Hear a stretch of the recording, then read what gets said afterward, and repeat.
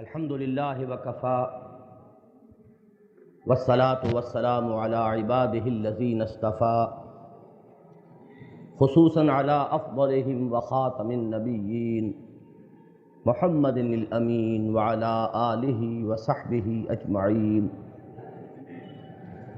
اما بعد فقد قال اللہ تبارک وتعالی فی سورة البینہ اعوذ باللہ من الشیطان الرجیم بسم اللہ الرحمن الرحیم وما امروا الا ليعبدوا الله مخلصین له الدین حنفاء ويقيموا الصلاة ويؤتوا الزکاة وذلك دین القیمہ.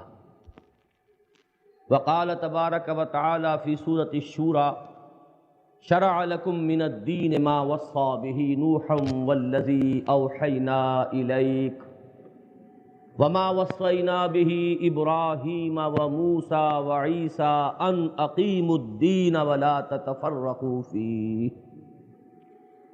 وقال جل وعلا فی سورة الحجرات انما المؤمنون الذین آمنوا باللہ ورسولہ ثم لم یرتابوا وجاہدوا باموالہم وانفسہم فی سبیل اللہ اولئک هم الصادقون. صدق اللہ العظیم. وعن الحارث الاشعری رضی اللہ عنہ قال قال رسول اللہ صلی اللہ علیہ وسلم آمرکم بخمس بالجماعت والسمع والطاعت والہجرت والجہاد فی سبیل اللہ. رواہ الامام احمد والامام الترمذی رحمہم اللہ. وقال اصحاب الرسول صلی اللہ علیہ وسلم ورضی اللہ تعالی عنہم اجمعین فی نشید فی غزوۃ الاحزاب نحن الذین بایعوا محمدا علی الجہاد ما بقینا ابدا. رواہ الامام البخاری رحمہ اللہ. وقال صلی اللہ علیہ وسلم یا ایھا الناس وحدوا اللہ فإن التوحید رأس الطاعات واتقوا اللہ فإن التقوی ملاک الحسنات او کما قال صلی اللہ علیہ وسلم. رب اشرح لی صدری ویسر لی امری واحلل عقدۃ من لسانی یفقہوا قولی. اللہم ربنا الہمنا رشدنا واعذنا من شرور انفسنا. اللہم ارنا الحق حقا وارزقنا اتباعہ وارنا الباطل باطلا وارزقنا اجتنابہ. آمین یا رب العالمین. محترم اور مکرم حضرت مولانا عنایت اللہ شاہ صاحب بخاری، علماء کرام اور معزز حاضرین، جس جلسے میں اس وقت ہم شریک ہیں اس کے لیے مجھ سے وعدہ عبدالرشید رحمانی صاحب نے جدے میں لیا تھا. یہ اس وعدے کا بدھا ہوا ہوں جو آج اس وقت حاضر ہو سکا. دیکھیے، ہر مسلمان یہ جانتا ہے کہ ہمارا دین دین توحید ہے. اس کا سب سے بڑا وصف، اس کی نمایاں ترین علامت، اس کی نمایاں ترین صفت توحید ہے. چنانچہ میں نے ابھی جو چند آیات تلاوت کیں اور بعد میں 3 احادیث بھی، ان میں آخر میں جو حضور کے خطبے کے الفاظ ہیں وہ یہ ہیں کہ یا ایھا الناس وحدوا اللہ فإن التوحید رأس الطاعات. اے لوگو، اللہ کی توحید پر زیادہ سے زیادہ کاربند ہونے کی کوشش کرو. یہ توحید جو ہے باب تفعیل سے ہے، اور باب تفعیل کے خواص میں سے یہ ہے کہ کوئی کام پہم کیا جائے، مسلسل کیا جائے.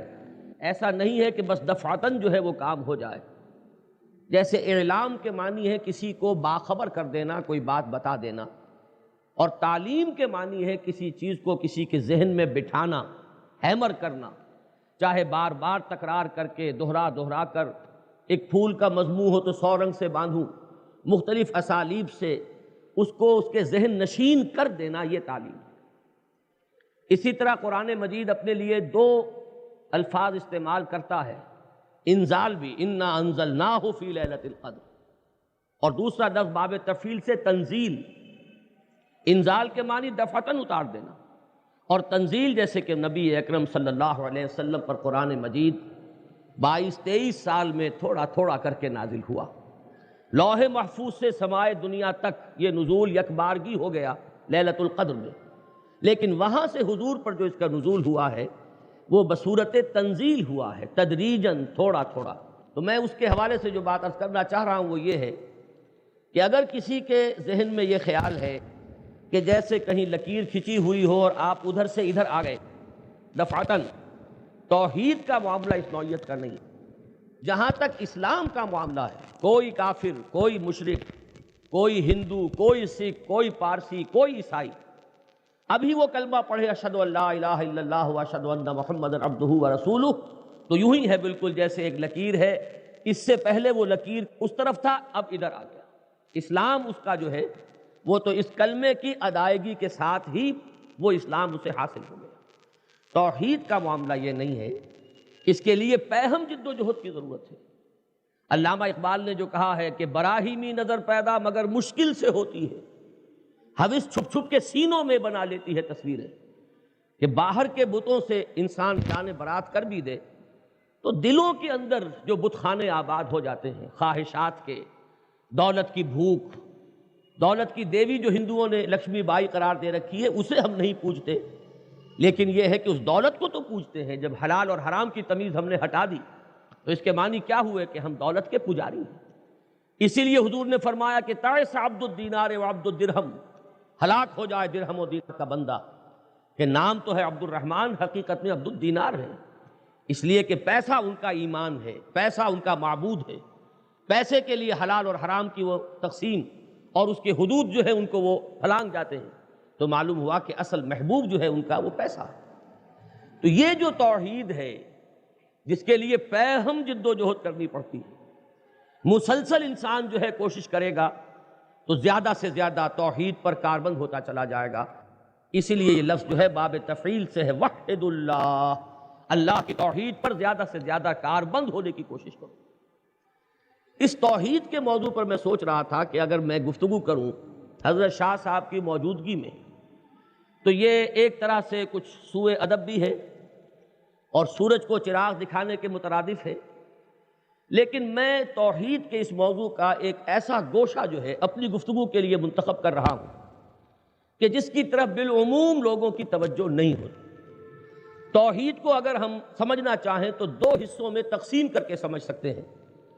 امام ابن تیمیہ رحمۃ اللہ علیہ نے یہ تقسیم کی ہے کہ ایک ہے توحید فی المعرفہ یا توحید علمی، یا ہم کہہ سکتے ہیں عقیدے کی توحید، ایک ہے توحید فی العمل، توحید فی الطلب۔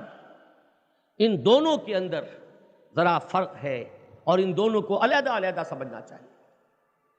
توحید فی المعرفہ جس میں توحید ذاتی اور توحید صفاتی دونوں آ جائیں گے، یہ جاننا اور یہ ماننا کہ اللہ تنہا ہے اپنی ذات میں، نہ اس کے کوئی اولاد ہے، نہ وہ جنا گیا نہ اس نے جنا، لم یلد ولم یولد، کوئی اس کا مد مقابل نہیں، کوئی اس کا ساجی نہیں، صفات میں کوئی اس کا مشابہ نہیں، لا مثل لہ ولا مثیل لہ ولا مثال لہ، کوئی مد مقابل نہیں، کوئی ہمسر نہیں، کوئی کفو نہیں اس کا، لا ضد لہ ولا ند لہ۔ پھر یہ کہ اس کائنات کی تخلیق میں اس کے ساتھ کوئی ساجی نہیں، اس کائنات کی ربوبیت میں کوئی اس کے ساتھ شریک نہیں، خالق وہ تنہا، رازق وہ تنہا، مشکل کشا وہ تنہا، حاجت روا وہ تنہا، دعاؤں کو سن کر قبول کرنے والا، امن یجیب المضطر اذا دعاہ، یہ بھی صرف اس کی شان ہے۔ ان میں سے ایک ایک چیز جو ہے واقعتاً ایسی ہے کہ اس پر مفصل تقاریر ہوں، اور یہ تقاریر علماء کرام کرتے ہیں۔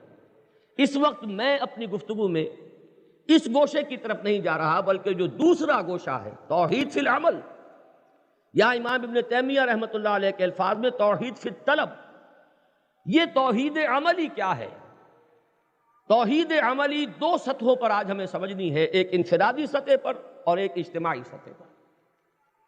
انفرادی سطح پر توحید فی العمل یہ ہوگی کہ انسان بالکلیہ ہمہ صرف اللہ کا بندہ بن جائے۔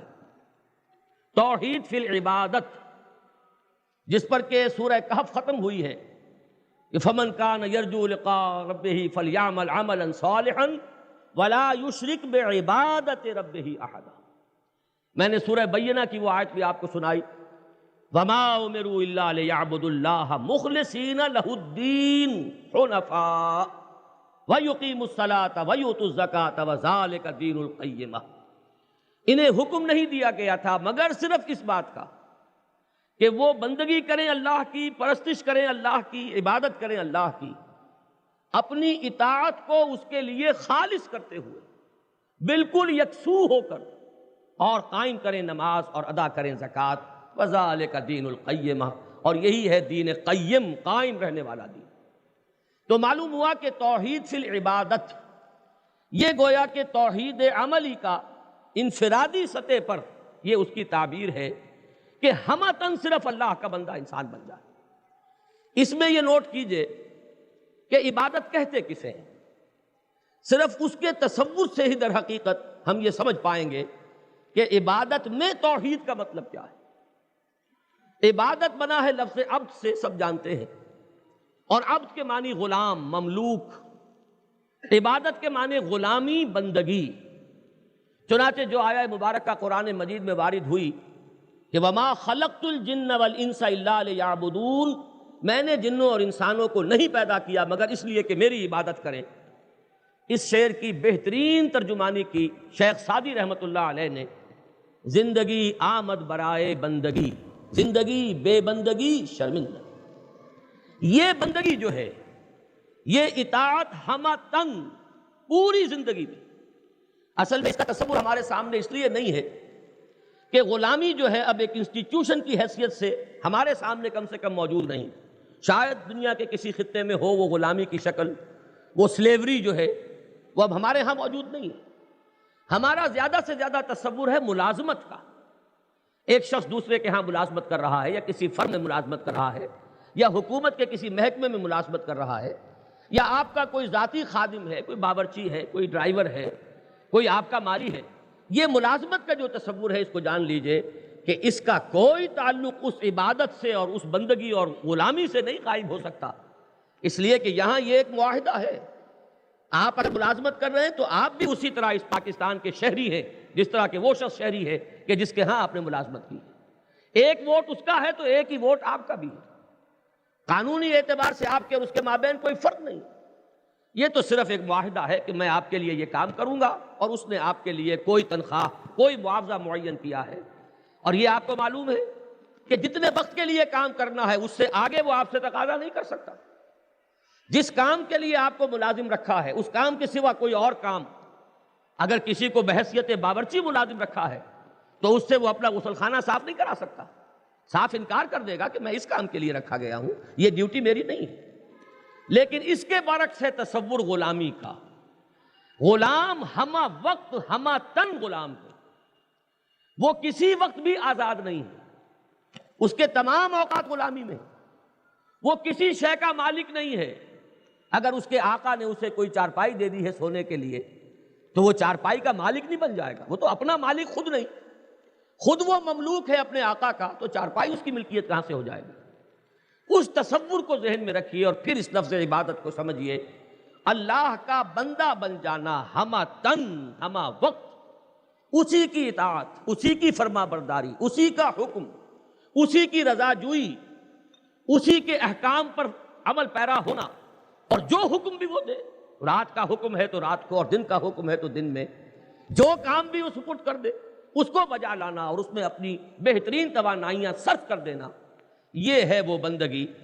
اور جس بندگی کے ساتھ اضافہ کیا گیا ہے مزید، مخلصین لہ الدین، اپنی اطاعت کو اس کے لیے خالص کرتے ہوئے. یہ نہیں کہ کچھ اطاعت اللہ کی اور کچھ اطاعت اپنے نفس کی. یہی تو شرک ہے. آپ کے نفس نے ایک فرمائش کی، ایک خواہش اس میں سے ابھری. آپ کو معلوم ہے کہ اس کا میرے لیے یہ چیز حرام ہے، اللہ نے اس کو روکا ہوا ہے، منع کیا ہوا ہے. یہ راستہ اپنے اس خواہش کی تکمیل کا یا تسکین کا جائز نہیں ہے. اب آپ ایک کشمکش میں ہیں کہ نفس کا حکم مانے یا اللہ کا حکم مانے. اگر آپ نے نفس کے حکم کو مقدم رکھا اور اللہ کے حکم کو پس پش ڈال دیا تو آپ کا معبود کون ہوا؟ اس معاملے میں آپ کا معبود آپ کا نفس ہے. اسی کو قرآن میں کہا گیا ہے افرأیت من اتخذ الہہ ہواہ افانت تکون علیہ وکیلا. اے نبی، کیا آپ نے غور کیا اس شخص کے حال پر جس نے اپنی خواہش نفس کو اپنا معبود بنا لیا ہے، تو کیا ایسے شخص کی ذمہ داری آپ لے سکتے ہیں؟ معلوم ہوا یہ نفس بھی معبود بنتا ہے، دولت بھی معبود بنتی ہے۔ ان تمام سے قطع نظر کر کے بالکل لیا یکسو ہو کر صرف اللہ کی بندگی کرنا ہمہ تن ہمہ وقت، یہ بہت بڑا تقاضا ہے، آسان کام نہیں ہے، اس کے لیے بڑی جد و جہد اور بڑی کشمکش کی ضرورت ہے۔ پھر یہ کہ یہ جو اس طریقے سے اللہ کا بندہ بن جانا ہے، زندگی کے کسی گوشے کو اس سے مستثنا کیے بغیر، مسجد میں ہیں تو اللہ کے بندے، گھر میں ہیں تو اللہ کے بندے، دکان پر بیٹھے ہیں تو اللہ کے بندے، کاروبار کر رہے ہیں تو صرف انہی طریقوں سے کہ جن طریقوں کو شریعت نے جائز قرار دیا ہے، کسی غلط طریقے کی طرف کوئی رخ نہیں۔ یہ ساری زندگی جو ہے انسان کی انفرادی جب اللہ کے حکم کے تابع ہوئی تو گویا کہ اس کی اطاعت جو ہے اس کا حق ادا ہو گیا۔ لیکن عبادت میں یہ جان لیجئے کہ اطاعت کے ساتھ ایک اور چیز اس کی روح باطنی کی حیثیت سے درکار ہے۔ اطاعت تو کسی وقت آپ کو جبرن بھی کرنی پڑتی ہے۔ انگریز اس نے ہمیں فتح کیا، ہمیں غلام بنا لیا، ہم اس کی اطاعت کرتے تھے لیکن اس کی عبادت نہیں کرتے تھے۔ اس میں زمین و آسمان کا فرق ہے۔ اگرچہ یہ لفظ عبادت قرآن میں اس معنی میں بھی آیا ہے، جب حضرت موسیٰ علیہ السلام فرعون کے دربار میں پہنچے، انہوں نے اپنی دعوت پیش کی ہے تو فرعون نے طنزاً یہ کہا قومہما لنا عابدون، ان کو کیسے جرأت ہو گئی موسیٰ کو اور ہارون کو کہ یہ ہمارے دربار میں آ کر اس طرح ہمارے سامنے بات کر رہے ہیں، حالانکہ ان کی قوم ہماری محکوم قوم، بنی اسرائیل تو محکوم تھے۔ اس کے لیے اس نے لفظ استعمال کیا عابدون، یہ تو ہمارے غلام ہیں، بندے۔ ان کے دو فرد اور ان کی اتنی جرأت کہ ہمارے سامنے آئے اور ہمیں کہہ رہے ہیں کہ یہ کرو اور یہ نہ کرو۔ اس کا جواب بھی ایک دوسری جگہ پر دیا ہے، حضرت موسیٰ علیہ السلام کا جواب نقل کیا گیا جب اس نے کہا تم وہی ہو نا جو ہمارے ٹکڑوں پر پلے تھے، ہمارے محل میں تمہاری پرورش ہوئی تھی، الم نربک فینا ولیدا۔ اس کا جواب حضرت موسیٰ کا نقل ہوا ہے قرآن مجید میں، وَتِلْكَ نِعْمَتُهُمْ تَمُنُّهَا عَلَيَّ أَنْ عَبَّدْتَ بَنِي اسرائیل۔ اپنے اس احسان کا میرے اوپر تم جو ہے بوجھ لاد رہے ہو، اس کا اتنا ذکر کر رہے ہو، احسان جتا رہے ہو کہ مجھے تم نے اپنے محل میں جو ہے پرورش کیا ہے، لیکن تم بھول گئے کہ میری پوری قوم، لاکھوں افراد پر مشتمل قوم، اسے تم نے غلام بنا رکھا ہے۔ تو معلوم یہ ہوا کہ مجرد غلامی کے لیے بھی یہ لفظ قرآن مجید میں مستعمل ہے۔ حالانکہ بنی اسرائیل کے بارے میں ہمیں معلوم ہے کہ وہ نہ فرعون کی بندگی کرتے تھے اور نہ ان کے اور آلہہ جو تھے وہاں پر ان کی پرستش کرتے تھے، لیکن مجرد غلامی کو بھی قرآن نے عبادت سے تعبیر کیا۔ البتہ جہاں تک ہمارے دین کی اصطلاح کا تعلق ہے تو عبادت در حقیقت دو چیزوں کا مجموعہ ہے۔ اس کی بہترین جو ہے ڈیفینیشن وہ حافظ ابن قیم رحمۃ اللہ علیہ نے کی ہے، العبادت تجمع اصلین، عبادت دو بنیادوں کو جمع کرنے سے وجود میں آتی ہے، غایت الحب مع غایت الذل والخضوع، ایک طرف اللہ سے انتہا درجے کی محبت ہو اور دوسری طرف اس محبت سے سرشار ہو کر انسان ہمتاً اپنے آپ کو اللہ کے سامنے بچھا دے، اللہ کے احکام کے سامنے سر تسلیم خم کر دے۔ گویا کہ اطاعت جمع محبت یہ دونوں مل کر عبادت بنتے ہیں، اور اس میں یکسو ہو جانا دیکھیے کس قدر ایک جامع اصول ہے جو حضور نے ایک حدیث میں بیان کر دیا، لا طاعت لمخلوق فی معصیت الخالق، کسی ایسے معاملے میں مخلوق میں سے کسی کی اطاعت نہیں کی جائے گی جس میں کہ خالق کی معصیت لازم آ رہی ہے۔ توحید فی الاطاعت یہ ہے، ورنہ ہمیں اجازت ہے والدین کی بھی اطاعت کریں، ہمیں اجازت ہے اساتذہ کی بھی اطاعت کریں، ہمیں اجازت ہے علماء کی، بزرگوں کی اطاعت کریں، ہمیں اجازت ہے اولو الامر منکم کی اطاعت کریں، لیکن کب تک؟ جب تک کہ یہ تمام اطاعتیں اللہ کی اطاعت کے تابع رہیں تب اطاعت ہے۔ جہاں کوئی اطاعت اس دائرے سے باہر نکلی اور پھر بھی آپ نے اس اطاعت کو قبول کر لیا تو یہی شرک فی الاطاعت ہے، توحید ختم ہوئی اور شرک کا میدان شروع ہو گیا۔ لا طاعت لمخلوق فی معصیت الخالق، یہ ہے وہ اطاعت کا معاملہ۔ اور توحید فی المحبت کیا ہے؟ اسے قرآن مجید نے ڈیفائن کر دیا۔ سورہ بقرہ میں فرمایا والذین آمنوا اشد حبا للہ، جو لوگ حقیقتاً صاحب ایمان ہوتے ہیں وہ سب سے زیادہ محبت کرتے ہیں اللہ کے ساتھ، شدید ترین محبت اللہ کی۔ اس کو بھی اسی طریقے سے سمجھیے، ہمیں اجازت ہے والدین سے محبت کریں، ہمیں اجازت ہے اولاد سے محبت کریں، شوہروں کو اجازت ہے بیویوں سے محبت کریں، بیویوں کو اجازت ہے شوہروں سے محبت کریں، اپنی قوم سے محبت کریں، اپنے وطن سے محبت کریں، ان میں سے کوئی محبت بھی غلط نہیں ہے، لیکن اللہ کی محبت کے نیچے نیچے کوئی محبت بھی اللہ کی محبت کے برابر آ کر اگر ہمارے دل کے اس سنگھاسن پر بیٹھ گئی، یہی شرک ہوگا۔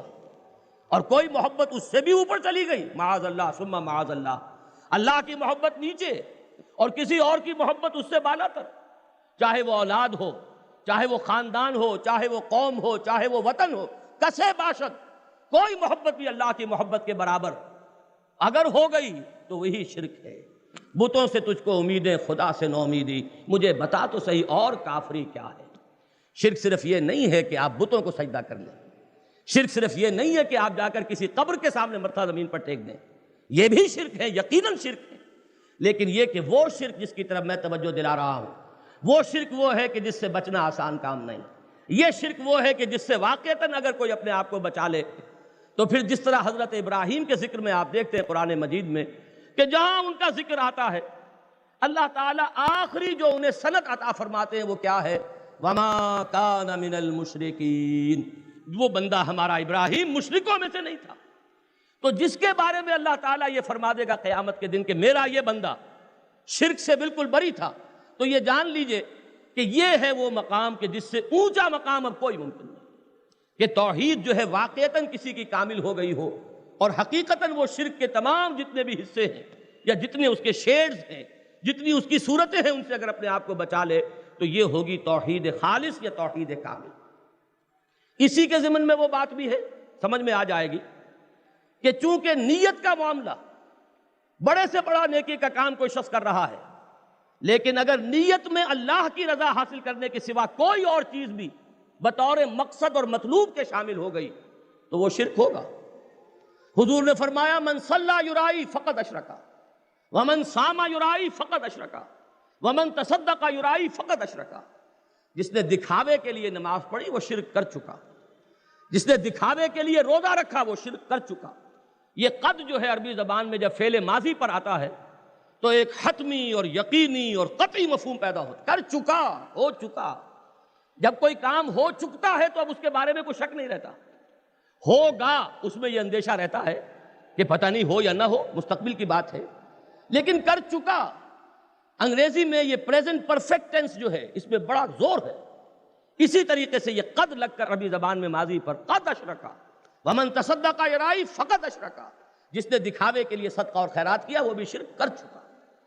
اب ان تمام اعتبارات سے ایک شخص جب شرک سے اپنے دامن کو پاک کر لیتا ہے، نفس کی اطاعت صرف اتنی کہ جہاں اللہ کا کوئی حکم ٹوٹے نہ، نفس کو اس کا حق دو، ان لنفسک علیک حقا وان لزوجک علیک حقا وان لزورک علیک حقا، تمہارے نفس کا بھی تم پر حق ہے، تمہاری بیوی کا بھی تم پر حق ہے، تمہارے رشتہ دار ملنے آنے والے جو ہیں ان کے بھی تم پر حقوق ہیں، حقوق ادا کرو۔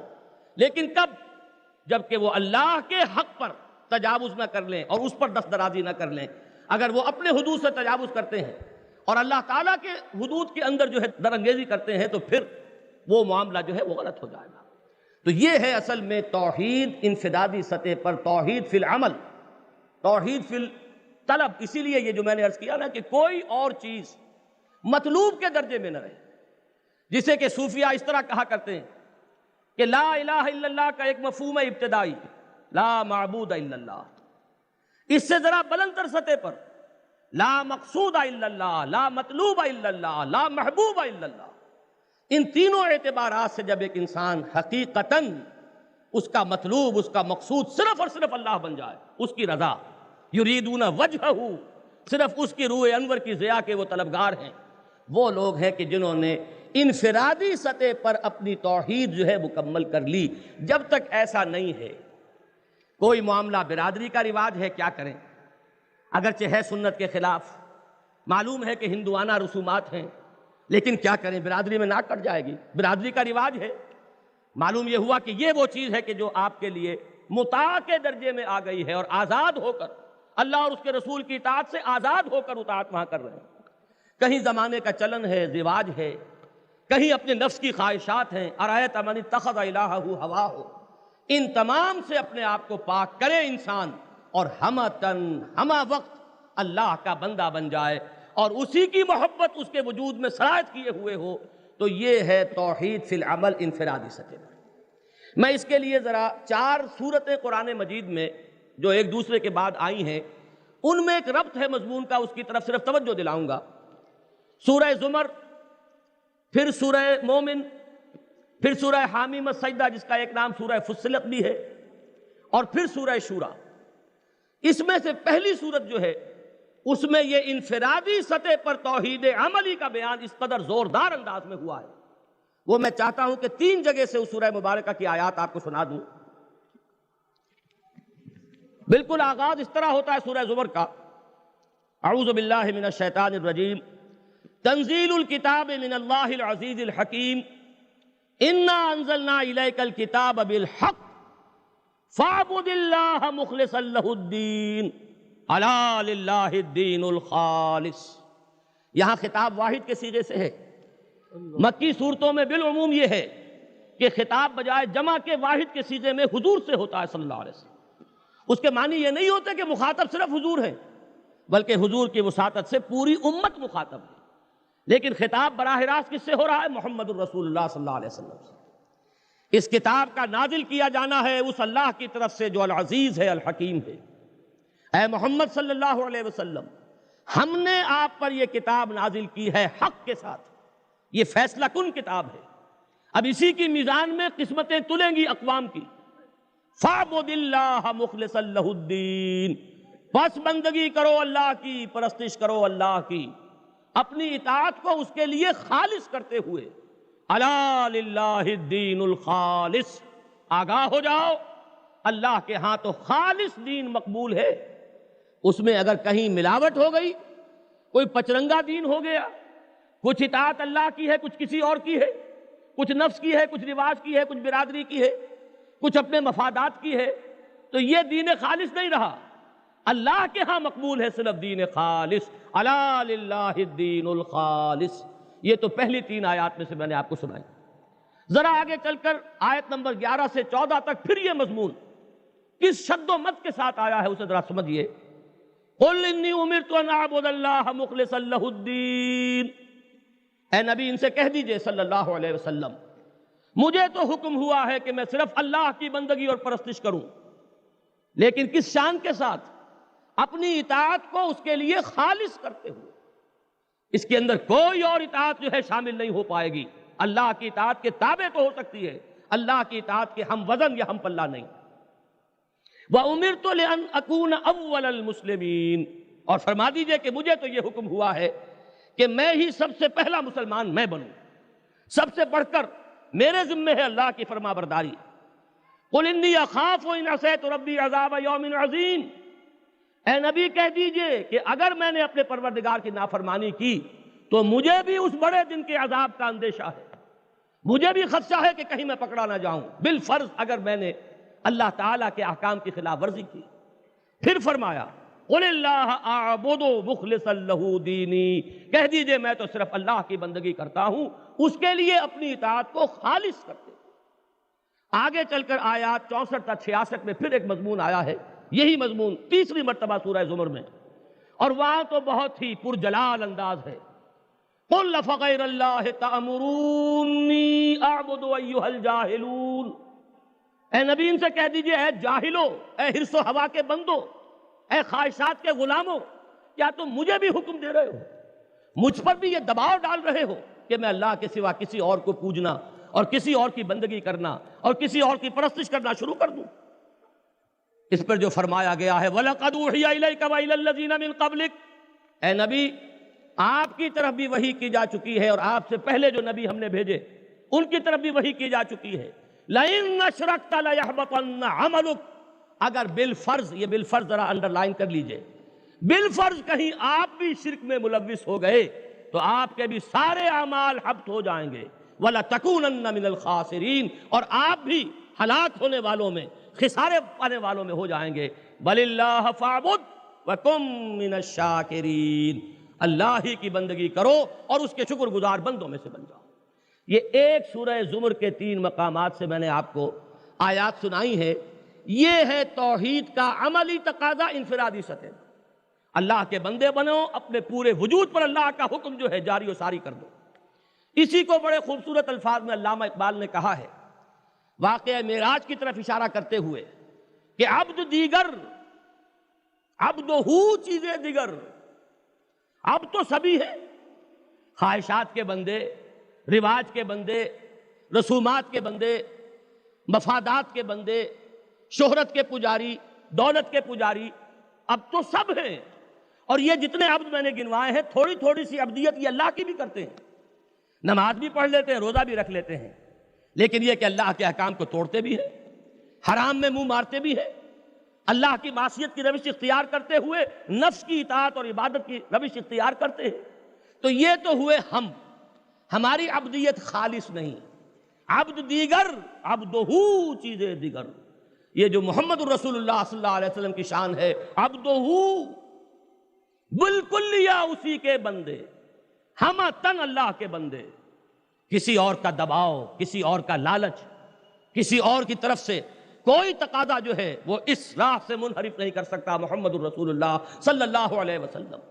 ہر اعتبار سے انہوں نے اپنے آپ کو ہمتن اللہ کا بندہ بنا لیا۔ اس کو پھر کہا اقبال نے کہ عبد دیگر عبدہو چیزیں دیگر، ما سراپا انتظار او منتظر۔ ہم تو انتظار ہی میں رہتے ہیں کہ کبھی اللہ تعالیٰ کی عنایت ہمارے شامل حال بھی ہو جائے، اور ہمیں بھی کوئی کرن جو ہے معرفت کی ہمیں نصیب ہو جائے۔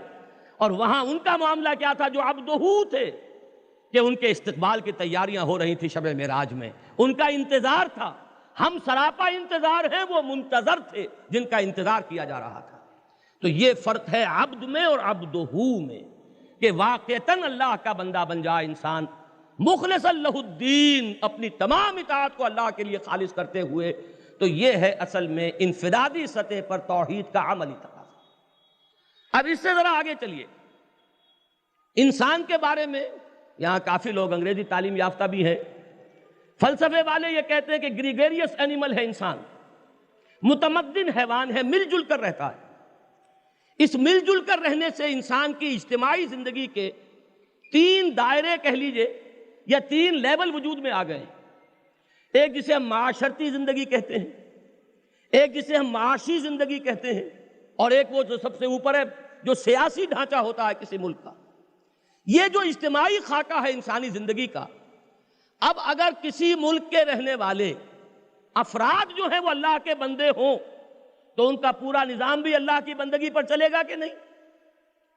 یہ جو نظام کو اللہ کی بندگی کے تابع لے آنا ہے، یہ اجتماعی سطح پر توحید خداوندی کا تقاضا ہے، لازمی تقاضا۔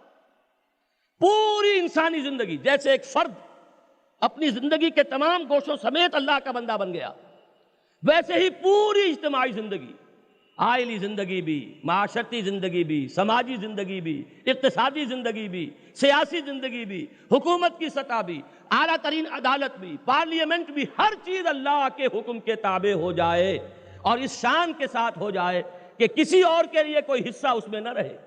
وہ بات نہ رہے کہ جو خدا کا ہے خدا کو دو، اور جو قیصر کا ہے وہ قیصر کو دو۔ یہاں تو سب کچھ اللہ کا ہے۔ یہ ہے وہ چیز کہ جو بندہ مومن کی اس زندگی میں اجتماعی جد و جہد کا آخری ہدف ہے کہ وہ نظام قائم کرے، اسے برپا کرے، اس کے لیے تن من دھن لگا دے کہ جس نظام میں سپریم اتھارٹی اللہ کو مانا گیا ہو، جہاں تسلیم کیا جائے کہ ساورنٹی، حاکمیت صرف اللہ کی ہے۔ اسی کے لیے ابتدا میں فرمایا گیا وَرَبَّكَ فَكَبِّرْ، اے محمد صلی اللہ علیہ وسلم، اے لحاف میں لپٹ کر لیٹنے والے، کیسے پیار بھرے انداز میں خطاب ہو رہا ہے، یا ایھا المدثر قم فانذر، اب کمر کس لو، کمر بستہ ہو جاؤ، کھڑے ہو جاؤ، اپنی عملی جد و جہد کا آغاز کرو۔ اور اس کا نقطۂ آغاز کیا ہے؟ انذار، خبردار کرو انہیں، مرنے کے بعد انہیں اپنے خالق کے حضور میں پیش ہونا ہوگا، اور اپنی زندگی کے ایک ایک عمل اور اپنی زبان سے نکلنے والے ایک ایک لفظ کا حساب دینا ہوگا۔ ایک ایک پائی جو کمائی ہے اور ایک ایک پائی جو خرچ کی ہے اس کا حساب دینا ہوگا۔ وہ حدیث مجھے یاد آ گئی کہ حضور نے فرمایا لن تزول قدم ابن آدم حتی یسأل عن خمس، ابن آدم کے قدم اس کٹہرے میں جہاں وہ کھڑا ہوگا عدالت خداوندی کے، وہاں سے ہل نہ سکیں گے جب تک کہ 5 باتوں کا پورا حساب اس سے لینا لیا جائے۔ عن عمرہ فیما افناہ، ذرا عمر کا حساب دو، یہ 70 برس 80 برس ہم نے دیے تھے، یہ کہاں ضائع کی؟ وعن شبابہ فیما ابلاہ، خاص طور پر عمر کا وہ دور جس میں ولولہ ہوتا ہے، جوش قوت ہوتی ہے جسم میں، انسان کے اندر جو ہے اندر سے طاقت جو ہے وہ ابھر رہی ہوتی ہے اور مچل رہی ہوتی ہے اندر ہی اندر، یہ شباب کا دور ہے۔ فرمایا وعن شبابہ فیما ابلاہ، یہ جوانی کا دور کہاں گلایا؟ وعن مالہ من این اکتسبہ وفیما انفقہ، مال کے بارے میں بھی حساب لیا جائے گا، کمایا کہاں سے تھا، جائز سے کہ ناجائز سے، ایک ایک پیسے کا حساب دو، اور خرچ کہاں کیا، عیاشیوں میں، آسائشوں میں، علل و تللوں میں، اسراف و تبذیر میں، یا یہ کہ ادائے حقوق میں اس مال کو صرف کیا، اللہ کے دین کے لیے اس مال کو لگایا۔ تو 2 سوال عمر کے بارے میں ہو گئے، 2 پیسے کے بارے میں ہو گئے، اور آخری سوال سب سے کٹھن ہے، وَأَمَّا عَمِلَ فِيمَا عَلِمَ، جو علم حاصل کیا اس میں عمل کتنا کیا؟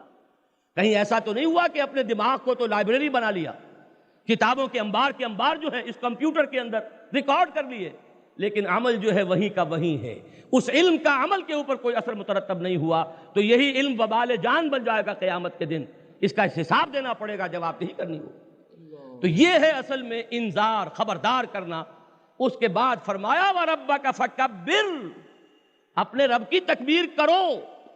یہ میں نے تھوڑا سا ترجمہ ہو سکتا ہے کچھ لوگ چونکیں، کرو کیا مطلب؟ ہم تو سمجھتے ہیں تکبیر کے معنی اللہ اکبر کہہ دینا، جلسوں میں بڑا جوش پیدا ہو جاتا ہے کسی مقرر کی تقریر سے، ایک مرتبہ نعرہ تکبیر اللہ اکبر اور سارا جوش جو ہے وہ ختم، وہ سٹیم آؤٹ ہو جاتے ہیں لوگ۔ تو یہ تکبیر کو سمجھ لیجئے، تکبیر کے معنی اللہ اکبر کہنا نہیں ہے، اللہ کو بڑا کرنا۔ تفعیل کے معنی کیا ہے؟ تصغیر کے معنی کسی کو چھوٹا کرنا، چھوٹا بنانا، تسہیل کے معنی کسی چیز کو آسان کرنا، آسان بنانا، تکبیر کے معنی کسی کو بڑا کرنا، بڑا بنانا۔ یہاں ذرا زبان لڑکھڑاتی ہے، اللہ کو ہم کیا بڑا بنائیں گے، ہم کون، وہ تو بڑا ہے، جان لیجئے وہ بڑا ہے، لیکن اس کی بڑائی مانی نہیں جا رہی، اس کے خلاف بغاوت ہے۔ ظہر الفساد فی البر والبحر بما کسبت ایدی الناس، بر و بحر میں اللہ کے خلاف بغاوت ہو چکی ہے۔ کہیں کوئی بادشاہ بیٹھا ہوا ہے، اختیارات میرے ہاتھ میں ہیں، جیسے کبھی فرعون نے کہا تھا، سورہ زخرف میں وہ آیت آئی ہے، الیس لی ملک مصر وہذہ الانہار تجری من تحتی، کیا یہ مصر کی حکومت میری نہیں ہے؟ میری حکومت ہے، میری مرضی چلے گی، میں نہیں جانتا کون موسیٰ، کون ہارون، کون اللہ، کیا حلال کیا حرام، میں کچھ نہیں جانتا، میری حکومت ہے۔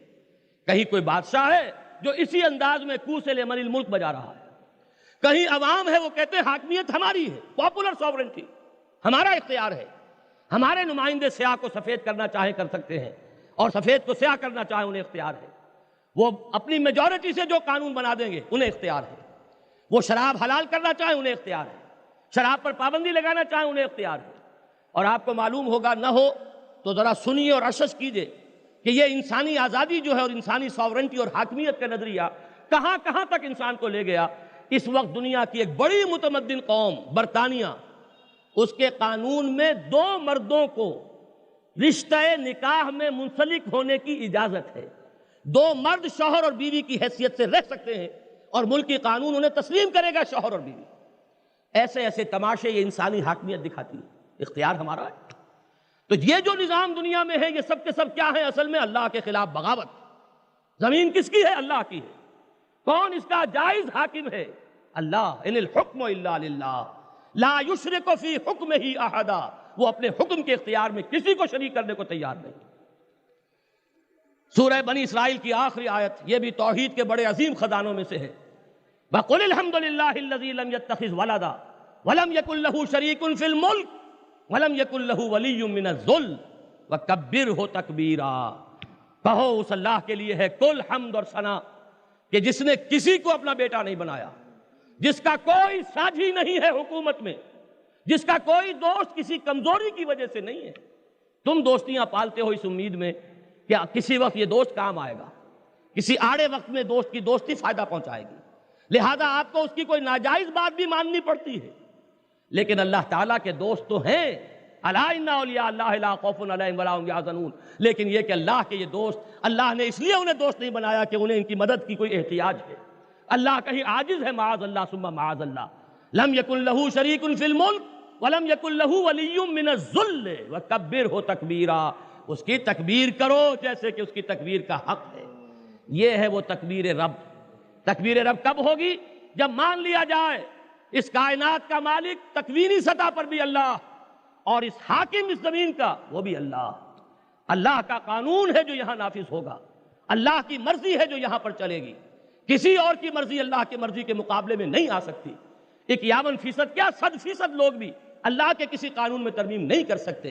ہاں اس قانون کے دائرے کے اندر جہاں اللہ نے ہمیں آزادی دی ہے وہاں قانون سازی کیجئے، کثرت رائے سے کیجئے، باہمی مشورے سے کیجئے، امرہم شورا بینہم، لیکن یہ کہ جہاں اللہ اور اس کے رسول کا کوئی واضح حکم آ گیا بس آپ کی آزادی ختم ہو گئی۔ اسی کو حضور نے فرمایا، میں نے شاید جمعے میں بھی عرض کیا تھا آج، کہ حضور نے فرمایا مثل المومن کمثل الفرس فی عاقیتی، مومن کی مثال اس گھوڑے کی ہے جو ایک کھوٹے کے ساتھ بندھا ہوا، شمال کو جائے، مغرب کو جائے، جنوب کو جائے، مشرق کو جائے، کہیں بیٹھ جائے، کھوٹے کے ساتھ ٹیک لگا کر بیٹھ جائے، کہیں 25ویں گز پر چلا جائے، 50ویں گز میں چلا جائے، یہاں تک تو آزادی ہے، 51واں گز نہیں آ سکتا، اس لیے کہ رسی بندھی ہوئی ہے۔ مومن کی مثال بھی یہ ہے کہ وہ اللہ اور اس کے رسول کے احکام کا پابند، لا تقدموا بین یدی اللہ ورسولہ، اللہ اور اس کے رسول سے آگے مت بڑھو، بس تمہاری آخری حد یہ ہے۔ ہاں اس کے اندر تمہیں اختیار ہے، تم باہمی مشورے سے جو چاہو اپنا نظام بنا لو۔ یہ ہے اصل میں تکبیر رب۔ علامہ اقبال کے 2 شعر بڑے پیارے ہیں، یا وسعت افلاک میں تکبیر مسلسل، یا خاک کی آغوش میں تسبیح و مناجات، وہ مسلک مردان خداگاہ خدا مست، اور یہ مذہب ملا و جمادات و نباتات۔ یہ صرف بیٹھے ہوئے تسبیح کرتے رہنا، صرف اگر یہ ہے، صرف کو نوٹ کیجئے، اگر یہی ہے، میدان میں آ کر باطل کو للکارنے کا معاملہ ہی نہیں ہے، اللہ کے باغیوں کے ساتھ پنجہ آزمائی کا کوئی ارادہ ہی نہیں ہے، اللہ کے دین کی سربلندی کے لیے کوئی عزم ہی نہیں ہے، تو صرف کونوں میں بیٹھ کے تسبیحیں کرنا، تو جان لو کہ وہ تو ایک پتا بھی کر رہا ہے، اس درخت کے کروڑوں پتے جو ہیں ہر پتا اللہ کی تسبیح کر رہا ہے۔ ان من شیء الا یسبح بحمدہ، اور فرشتوں نے یہ کہا تھا جب حضرت آدم کی خلافت کا اللہ تعالیٰ نے اپنا فیصلہ جو ہے ڈسکلوز کیا، انی جاعل فی الارض خلیفہ، تو اس وقت انہوں نے کیا تھا، نحن نسبح بحمدک ونقدس لک، حضور ہم آپ کے احکام کی فرما برداری کے لیے، تسبیح و تقدیس کے لیے حاضر ہیں، ہم کر رہے ہیں، ہماری سمجھ میں نہیں آ رہا کہ اب کسی اور مخلوق کی اور کسی کی خلافت کی کیا ضرورت ہے۔ تو انسان کا معاملہ یہ تسبیح و تقدیس تک اگر رہ جائے تو وہ کام تو پہلے بھی ہو رہا تھا۔ حضور نے فرمایا ہے نا کہ 7 آسمانوں میں ایک بالش بھر جگہ بھی ایسی خالی نہیں ہے جہاں کوئی نہ کوئی فرشتہ کھڑا نہ ہو یا سر بسجود نہ ہو، تو ہم کہاں پڑ جائیں گے ان سے اس عبادت میں؟ ہاں یہ عبادت دوسری ہے جو ہم سے درکار ہے، اور وہ عبادت کیا ہے؟ میرے کلمے کی سربلندی کے لیے، میرے دین کا بول بالا کرنے کے لیے، میری حکومت دنیا میں قائم کرنے کے لیے تن من دھن لگا دو، یہ عبادت ہے۔ یا وسعت افلاک میں تکبیر مسلسل، یا خاک کی آغوش میں تسبیح و مناجات، وہ مسلک مردان خداگاہ خدا مست، اور یہ مذہب ملا و جمادات و نباتات۔ تو اجتماعی سطح پر توحید رب کیا ہوگی؟ اجتماعی نظام وہ ہو جس میں پوری زندگی اللہ کے حکم کے تابع ہو، زندگی کا کوئی گوشہ بھی اللہ کی اطاعت سے آزاد نہ ہو۔ اب چونکہ میں نے سورہ زمر کی وہ آپ کو 3 جگہ سے تقریباً 10 آیات پڑھ کر سنائی، تو میں ذرا سا اشارہ کر دوں، ایک عجیب ربط ہے۔ سورہ زمر کے بعد سورہ مومن ہے، سورہ مومن میں اسی عبادت کا ایک باطنی پہلو ہے، اس کا ذکر ہے، اور وہ کیا ہے؟ دعا۔ حضور نے فرمایا الدعاء مخ العبادہ، دعا ہی عبادت کا جوہر ہے۔ یہاں تک بھی فرمایا آپ نے کہ الدعاء هو العبادہ، دعا ہی تو عبادت ہے۔ تو اس سورہ مبارکہ میں آپ دیکھیں گے وہ آیت بھی آئی ہے جو بہت سنی ہوگی آپ نے، وقال ربکم ادعونی استجب لکم ان الذین یستکبرون عن عبادتی سیدخلون جہنم داخرین۔ تمہارا پروردگار کہہ رہا ہے مجھے پکارو، میں تمہاری دعا قبول کروں گا، اور جو لوگ میری عبادت سے استکبار کرتے ہوئے اپنا منہ موڑ لیتے ہیں، روگردانی کر لیتے ہیں، جان لو کہ ان کے لیے پھر جہنم ہے جس میں کہ وہ ذلیل و خوار ہو کر داخل ہوں۔ اسی میں ایک آیت مبارکہ وہ بھی ہے، اور بہت عجیب ہے وہ آیت، جس طریقے سے سورہ زمر میں مخلصا لہ الدین یہ بار بار آیا ہے، سورہ مومن میں فرمایا فادعوا اللہ مخلصین لہ الدین وَلَوْ كَرِهَ الْكَافِرُونَ، بس اللہ کو پکارو، لیکن کس شان کے ساتھ پکارو؟ اس شان کے ساتھ پکارو کہ دین میں اس کے ساتھ کسی کو شریک نہ کر رہے ہو، اگر تم نے یہ اخلاص فی الدین کا مقام حاصل نہیں کیا، اگر اپنی زندگی میں ہمتاً اللہ کے بندے نہیں بنے، تو کس منہ سے اللہ کو پکار رہے ہو؟ اسی جگہ پر وہ حدیث یاد کر لیجئے کہ حضور نے ذکر کیا ایک ایسے شخص کا یطیل السفر، بڑا لمبا سفر کرتا ہے، اشعث اغبرا، اس کے بال غبار آلود ہیں، کپڑے جو ہیں ان پر ریت ہے، سفر کے آثار ہیں، اور وہ پہنچا ہوا ہے کہاں؟ گمان غالب یہی ہے حرمین شریفین میں، کہیں پہنچا ہوا ہے وہ جبل رحمت پر، اور وہاں اس نے 2 گھنٹے سے ہاتھ پھیلائے ہوئے ہیں، یمد یدیہ الی السماء، یا رب یا رب، پکار رہا ہے پروردگار میرے رب میرے پروردگار۔ وَأَنَّا يُسْتَجَابُ لِذَلِكَ، حضور فرماتے ہیں اس شخص کی دعا قبول ہو تو کیسے ہو؟ وَمَطْعَمُهُ حَرَامٌ وَمَلْبَسُهُ حَرَامٌ وَغُذِيَ بِالْحَرَامِ، جبکہ اس کا کھایا ہوا حرام کا ہے، اس کا پہنا ہوا حرام کا ہے، اس کا جسم حرام کی غذا سے بنا ہے، دعا کیسے قبول ہو؟ فَادْعُوا اللَّهَ مُخْلِصًا لَهُ الدِّينَ، پکارو اللہ کو لیکن اس کے لیے اپنے دین کو، اپنی اطاعت کو خالص کرتے ہوئے۔ اگر یہ نہیں کرتے تو تمہارا منہ نہیں ہے کہ اللہ سے دعا کرو۔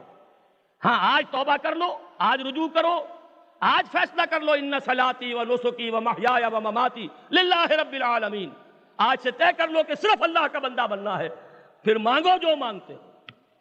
فادعوا اللہ مخلصا لہ الدین، تو دعا کا مضمون سورہ مومن میں آیا۔ اب دعا سے ایک اور لفظ بھی بنتا ہے دعوت۔ دیکھیے جب فرد سے اجتماعیت کی طرف سفر شروع ہوگا تو اس کے لیے لازمی کیا ہے؟ درمیانی کڑی دعوت۔ آپ کو اگر اللہ نے توفیق دی، آپ نے اللہ کی بندگی جو ہے خالصتاً اللہ کی بندگی اختیار کر لی، اب آپ چاہتے ہیں کہ پورا نظام بھی اللہ کی بندگی پر ہو، اجتماعی نظام میں بھی توحید آ جائے، کیسے آئے گی؟ سب سے پہلے آپ کو دعوت دینی ہوگی، لوگوں کو ہم خیال بنانا ہوگا، لوگوں کو بھی اسی توحید عملی کو اختیار کرنے کی دعوت دینی ہوگی۔ یہ دعوت جو ہے پہلا قدم ہے انفرادیت سے اجتماعیت کا، اور اس کا ذکر ہے سورہ حامیم السجدہ میں، یا جسے سورہ فصلت بھی کہا گیا ہے۔ وَمَنْ أَحْسَنُ قَوْلًا مِّمَّنْ دَعَا إِلَى اللَّهِ وَعَمِلَ صَالِحًا وَقَالَ إِنَّنِي مِنَ الْمُسْلِمِينَ، اس شخص سے بڑھ کر کس کا قول ہوگا اچھا، یا کون ہوگا اس شخص سے بڑھ کر اچھا اپنے قول کے اعتبار سے؟ ممن دعا الی اللہ، جس نے کہ اللہ کی طرف بلایا، وعمل صالحا، اور عمل کیے نیک، وقال اننی من المسلمین، اور کہا یہ کہ میں بھی مسلمانوں میں سے ہوں۔ کوئی اس کو غرہ نہیں ہو گیا، کوئی اس کے دماغ میں فطور نہیں پیدا ہو گیا کہ ہم چما دیگرے نیست، بلکہ اننی من المسلمین، میں بھی اللہ کے فرما برداروں میں سے ہوں، اور تمہیں بھی دعوت دے رہا ہوں کہ اسی کی فرما برداری اختیار کرو۔ اب یہ دعوت جب بڑھے گی آگے تو گویا کہ انفرادیت سے اجتماعیت کی طرف توحید سفر کر رہی ہے۔ اس کا اب ہدف کیا ہوگا؟ یہ ہے جو سورہ شورى کی آیت نمبر، اگلی سورت ہے سورہ شورى، اور اس کی آیت نمبر 13 میں آپ کو پڑھ کر سنا رہا ہوں۔ میں نے شروع میں تلاوت بھی کی تھی۔ شرع لکم من الدین، تمہارے لیے بھی دین میں وہی چیز ہم نے معین کی ہے، مقرر کی ہے۔ شرع لکم من الدین ما وصی بہ نوحا، جس کی وصیت اللہ نے کی تھی نوح کو، والذی اوحینا الیک، اور جس کی وحی کہ ہم نے آپ کی طرف کی ہے محمد صلی اللہ علیہ وسلم، وما وصینا بہ ابراہیم و موسیٰ و عیسیٰ، اور جس کی وصیت ہم نے کی تھی ابراہیم کو اور موسیٰ کو اور عیسیٰ کو۔ کیا ہے وہ چیز؟ ان اقیموا الدین ولا تتفرقوا فیہ، کہ دین کو قائم کرو اور دین کے بارے میں تفرقے کے اندر مبتلا نہ ہو۔ دین، انسانی زندگی جو ہے یہ ایک آرگینک ہول ہے، ایک وحدت ہے، یہ ایک وحدت کی حیثیت سے اللہ کے حکم کے تابع ہو جائے، یہ ہے توحید۔ اور اگر زندگی کے حصے کر لیے، آج کا جو تصور ہے، اور بدقسمتی سے یہ الفاظ کہیں قائد اعظم کی زبان سے بھی نکل گئے تھے، کاش کہ یہ الفاظ ان کی زبان سے نہ نکلے ہوتے، لیکن یہ کہ 11 اگست کی تقریر میں وہ بھی یہ بات کہہ گئے، یہ کہ جو بھی فضا کے اندر اس وقت پوری دنیا میں جو چیز پھیلی ہوئی ہے وہ کیا ہے؟ وہ یہ ہے کہ انسانی زندگی کو 2 حصوں میں تقسیم کرو۔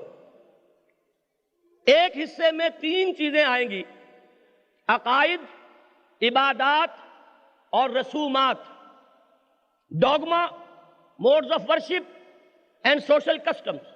ان تینوں کو علیحدہ کر لو، یہ تو ہے مذہب، اور مذہب ہر شخص کا انفرادی معاملہ ہے۔ Religion is the private affair of individuals.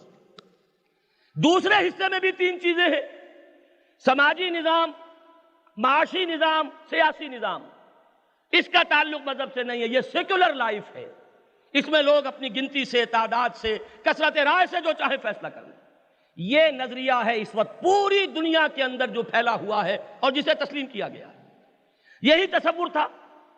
انگریز ہم پر حکمران تھا، اس نے ہماری نمازیں بند نہیں کی، روزے رکھنے سے ہمیں نہیں روکا، اس نے ہمارے نکاح طلاق کے قوانین میں کوئی مداخلت نہیں کی، اس نے تو اجازت دی تھی کہ اپنی وراثت بھی اپنی شرعی حکم کے تحت اور قانون کے تحت تم تقسیم کر سکتے ہو۔ یہ ہم تھے کہ ہم میں سے کوئی بدبخت ایسے بھی تھے کہ جو انگریز کی عدالت میں کھڑے ہو کر کہتے تھے ہمیں شریعت کا فیصلہ نہیں چاہیے، رواج کا فیصلہ چاہیے، لیکن انگریز نے آپ کے اوپر ٹھونسا نہیں۔ اسی طریقے سے ہندو کو بھی آزادی، اسی طریقے سے سکھوں کو آزادی، اسی طرح سے پارسیوں کو آزادی، بدھ مت کے لوگوں کو آزادی، جین مت کے لوگوں کو آزادی، مذہب ہونے کے اعتبار سے سب کو آزادی۔ لیکن وہ جو درمیان میں ہے اجتماعی زندگی کے تین چیزیں، معاشرتی نظام، معاشی نظام، سیاسی نظام، یہ کل کا کل انگریز کا۔ جو قانون فوجداری بنائے گا وہی چلے گا۔ چوری پر جیل کی سزا دیں گے، ہاتھ کاٹنے کی سزا تم اپنے پاس رکھو، تمہارے قرآن میں لکھا ہوا تو تلاوت کر کے ثواب لے لیا کرو، بس باقی یہ ہم قانون نافذ نہیں کریں گے۔ شراب تمہارے ہاں حرام ہوگی، مت پیو، ہم تمہیں مجبور نہیں کرتے، لیکن ہم تو حکومت کے تحت شراب کے ٹھیکے دیں گے۔ اور کتنے ہی تھے نام نہاد مسلمان جو انگریزی دور میں شراب کے ٹھیکے لیتے تھے۔ زنا تمہارے ہاں حرام ہوگا، ہمارے ہاں تو صرف قانون کے اندر جو گرفت کے اندر آ سکتا ہے، قابل دست اندازی پولیس، وہ صرف زنا بالجبر ہے، باقی زنا بالرضا اس کا معاملہ ہوگا تو کوئی وہ زیادہ سے زیادہ سول مقدمہ چلاؤ، جا کر دیوانی عدالت میں دعویٰ کرو، ہمارے نزدیک یہ کوگنیزیبل آفینس نہیں ہے، بلکہ ہم زنا کے لائسنس دیں گے، چکلے کھلوائیں گے۔ یہی تھا نا قانون۔ یعنی مذہب کی سطح پر آزاد ہو، جو چاہو کرو، لیکن اجتماعی نظام انگریز کا۔ اس وقت ہندوستان میں کیا ہے؟ یہی ہے۔ انہوں نے کہا سیکولر ہے نظام ہمارا، مسلمانوں کو مسجدوں سے جانے سے نہیں روکا انہوں نے، یہ فسادات ہوتے ہیں اور وہ ہندوستان میں ہوں گے۔ وہ فسادات ہندو مسلم بھی ہوتے ہیں، اور ہندوؤں میں بھی ہائی کاسٹ اور لو کاسٹ جو ہے ان کے درمیان وہ جو ہے ان کے درمیان ہوتے رہتے فسادات۔ پوری بستیاں ہریجنوں کی وہ جلا دیتے ہیں۔ یہ تو یوں سمجھیے کہ ہندوستانی مسلمان، میں چونکہ گیا ہوں کئی مرتبہ، تو انہوں نے صاف کہا ہے کہ صاحب اب ہمیں تو اسی کے ساتھ جینا ہے، we have to live with it. جیسے کسی کو اگر ڈائبٹیز ہو جاتی ہے تو ڈاکٹر کہا کرتا ہے اس سے کہ بھائی اب یہ مر جائے گا نہیں، اب تم اپنے آپ کو ایڈجسٹ کرو، تمہیں اس کے ساتھ ہی زندگی بسر کرنی ہے، you have to live with it. بالکل اسی طرح ان کا معاملہ ہے۔ باقی یہ کہ مذہبی معاملات میں حکومت کی سطح پر کوئی دخل نہیں دیا گیا۔ ہندو جو چاہے کرے، چومے چاٹے اپنے بتوں کو، جو چاہے کرے، انہیں دھوئے اور دھو کے ان کا پانی پیے، ہمیں کوئی اعتراض نہیں۔ مسلمان جائیں جو چاہے کریں مسجدوں کے اندر، سکھ جائیں کھنڈ پاٹ کریں کہ اکھنڈ پاٹ کریں، ہمیں اعتراض نہیں، لیکن نظام جو ہوگا وہ سیکولر نظام ہوگا۔ یہی امریکہ میں ہے، مسلمانوں کو مذہبی آزادی، عیسائیوں کو مذہبی آزادی، کیتھولکس کو مذہبی آزادی، پروٹسٹنٹس کو مذہبی آزادی، لیکن نظام جو ہے مرکزی نظام، اجتماعی نظام، اس کا مذہب سے کوئی واسطہ نہیں۔ بس یہی فرق ہے اسلام کا اور ان مذاہب کا۔ اسلام مذہب نہیں ہے، اسلام دین ہے۔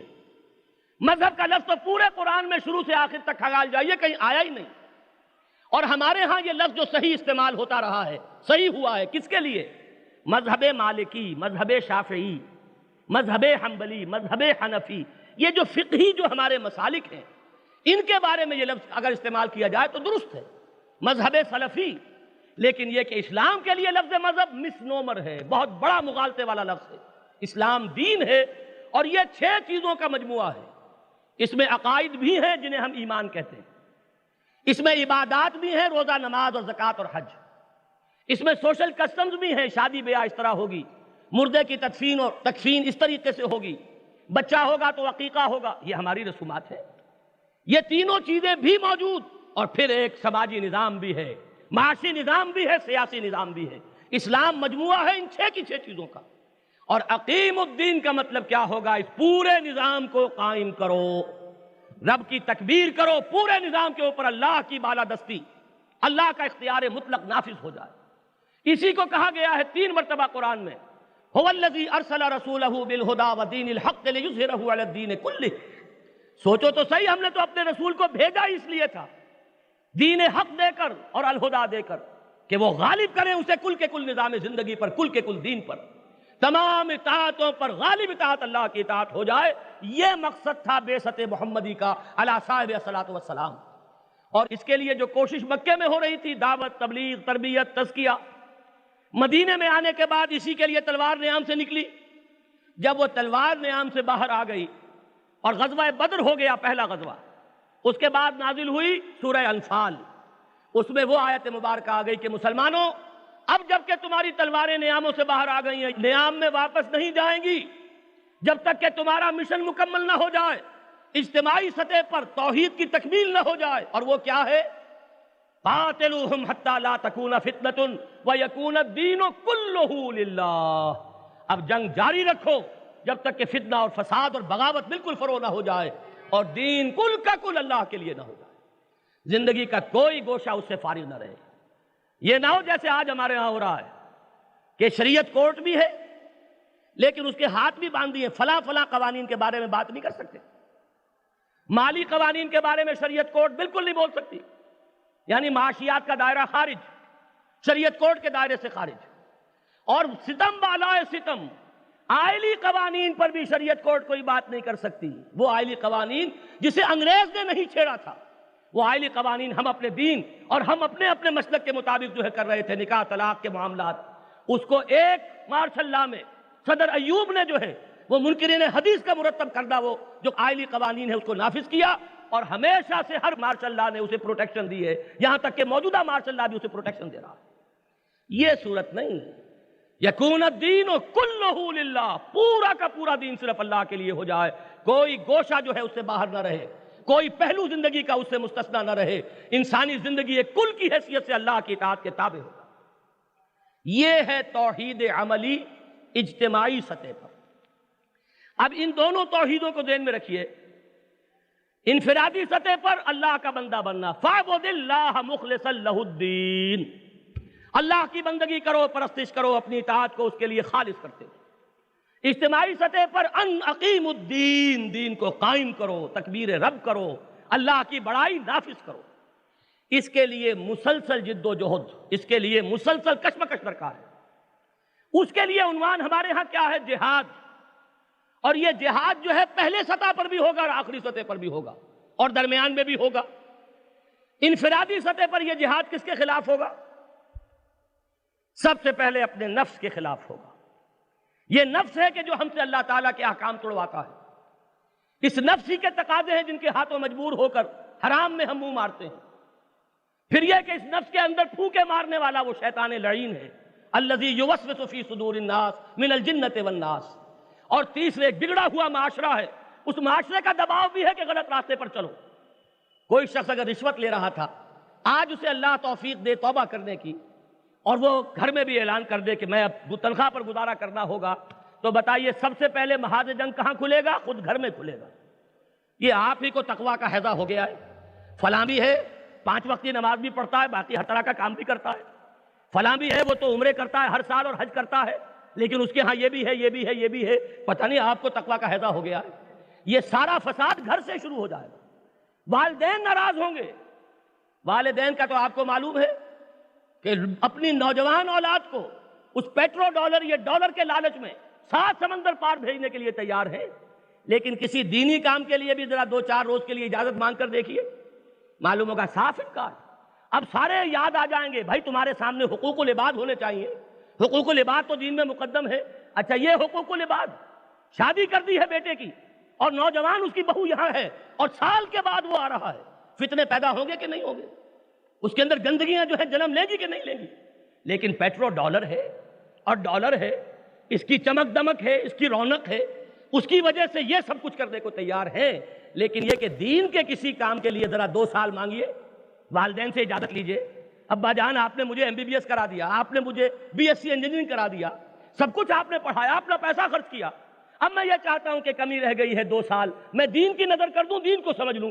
پھر دیکھیے گا کہ اخبارات کے اندر بھی خطوط شائع ہو جائیں گے، ڈاکٹر اسرارز نیو کورس، اور اس کے اوپر تنقیدیں ہو رہی ہیں کہ جن لوگوں نے سائنس کے اندر گریجویشن کی ہے ان کے یہ 2 سال ضائع کرانا ہے در حقیقت، اور والدین کے دلوں سے پوچھیے ان کو کتنا صدمہ ہو رہا ہے۔ یہ ہے ہمارے معاشرے کا جو ویلیو سٹرکچر ہے، اقدار کا معاملہ یہ ہے۔ تو یہ جد و جہد جو ہے پہلے سب سے پہلے اپنے نفس کے خلاف، نمبر 2 شیطان لعین کے خلاف، نمبر 3 معاشرتی دباؤ،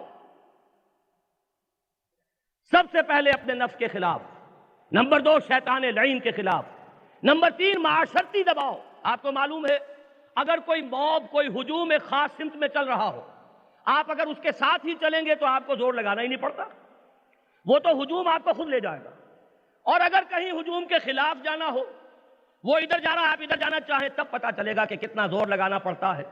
اور بڑی محنت کر کے آپ نے 2 قدم اٹھائے تھے کہ ایک ریلا آیا اور آپ کو 10 قدم پیچھے لے گیا۔ یہ ہے وہ مشاہدہ۔ تو جان لیجئے کہ بگڑے ہوئے معاشرے میں اللہ کے کسی بندے کا اپنی انفرادی سطح پر توحید کو اختیار کر لینا آسان نہیں ہے، پورے معاشرے کے ساتھ جنگ ہوگی، جس کو کہا گیا فارسی میں کہ 2 ہی راستے ہیں، زمانہ بات و نہ سعادت تو با زمانہ بساز۔ ایک راستہ تو یہ ہے کہ زمانہ اگر آپ کے موافق نہیں ہے، آپ زمانے کے موافق ہو جائیں، عافیت رہے گی، اسی رخ پر چل پڑے، چلو تم ادھر کو ہوا ہو جدھر کی۔ لیکن یہ کہ یہ باغیرت اور باحمیت لوگوں کا یہ طریقہ نہیں۔ غیرت اور حمیت کا تقاضا کیا ہے کہ زمانہ بات و نہ سعادت تو با زمانہ ستیز۔ اگر زمانہ تمہارے ساتھ موافقت نہیں کر رہا، تم زمانے کے ساتھ جنگ کرو۔ یہ جہاد ہے جو پہلے قدم پر کرنا ہوگا، مجاہدہ مع النفس، مجاہدہ مع ابلیس، اور مجاہدہ مع المعاشرہ، غلط معاشرہ، غلط دباؤ۔ یہ 3 محاذ ہیں انفرادی سطح پر، 3 جگہ کشمکش کرنی پڑے گی۔ اور حضور سے سوال کیا گیا ای الجہاد افضل یا رسول اللہ، اے اللہ کے رسول یہ فرمائیے صلی اللہ علیہ وسلم کہ سب سے اعلیٰ جہاد کون سا ہے؟ آپ نے فرمایا ان تجاہد نفسک فی طاعت اللہ، سب سے اعلیٰ جہاد یہ ہے کہ اپنے نفس کے ساتھ کشمکش کرو اور اسے اللہ کا مطیع بناؤ۔ آگے چلیے، اب میں نے عرض کیا تھا دوسرا مرحلہ دعوت کا ہے، پھیلاؤ اس پیغام کو۔ تو دعوت کیا گھر بیٹھے پھیل جائے گی؟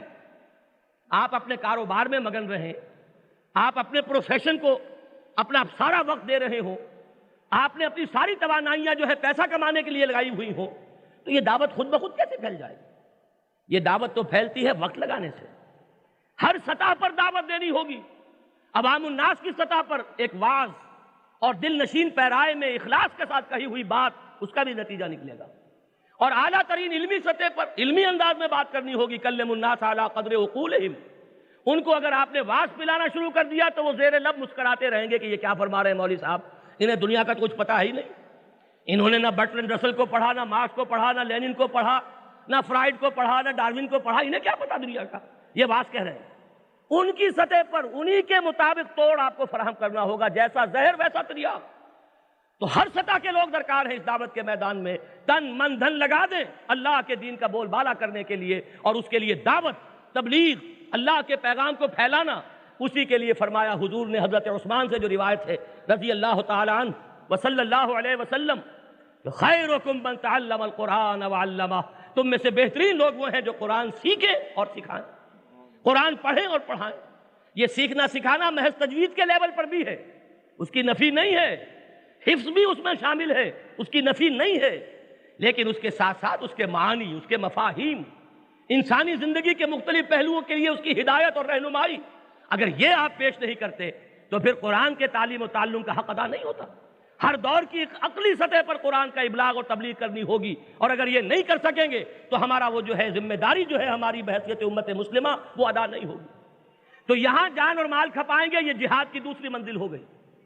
تیسری منزل جہاد کی سب سے زیادہ کٹھن، یعنی اجتماعی سطح پر توحید، پورا اجتماعی نظام اللہ کی اطاعت کے تحت آ جائے، اللہ کے دین کو قائم کرنا اور نافذ کرنا اور غالب کرنا ایک مکمل نظام زندگی کی حیثیت سے، یہ سب سے کٹھن مرحلہ ہے۔ اس کی وجہ کیا ہے سمجھ لیجئے ٹھنڈے طریقے پر۔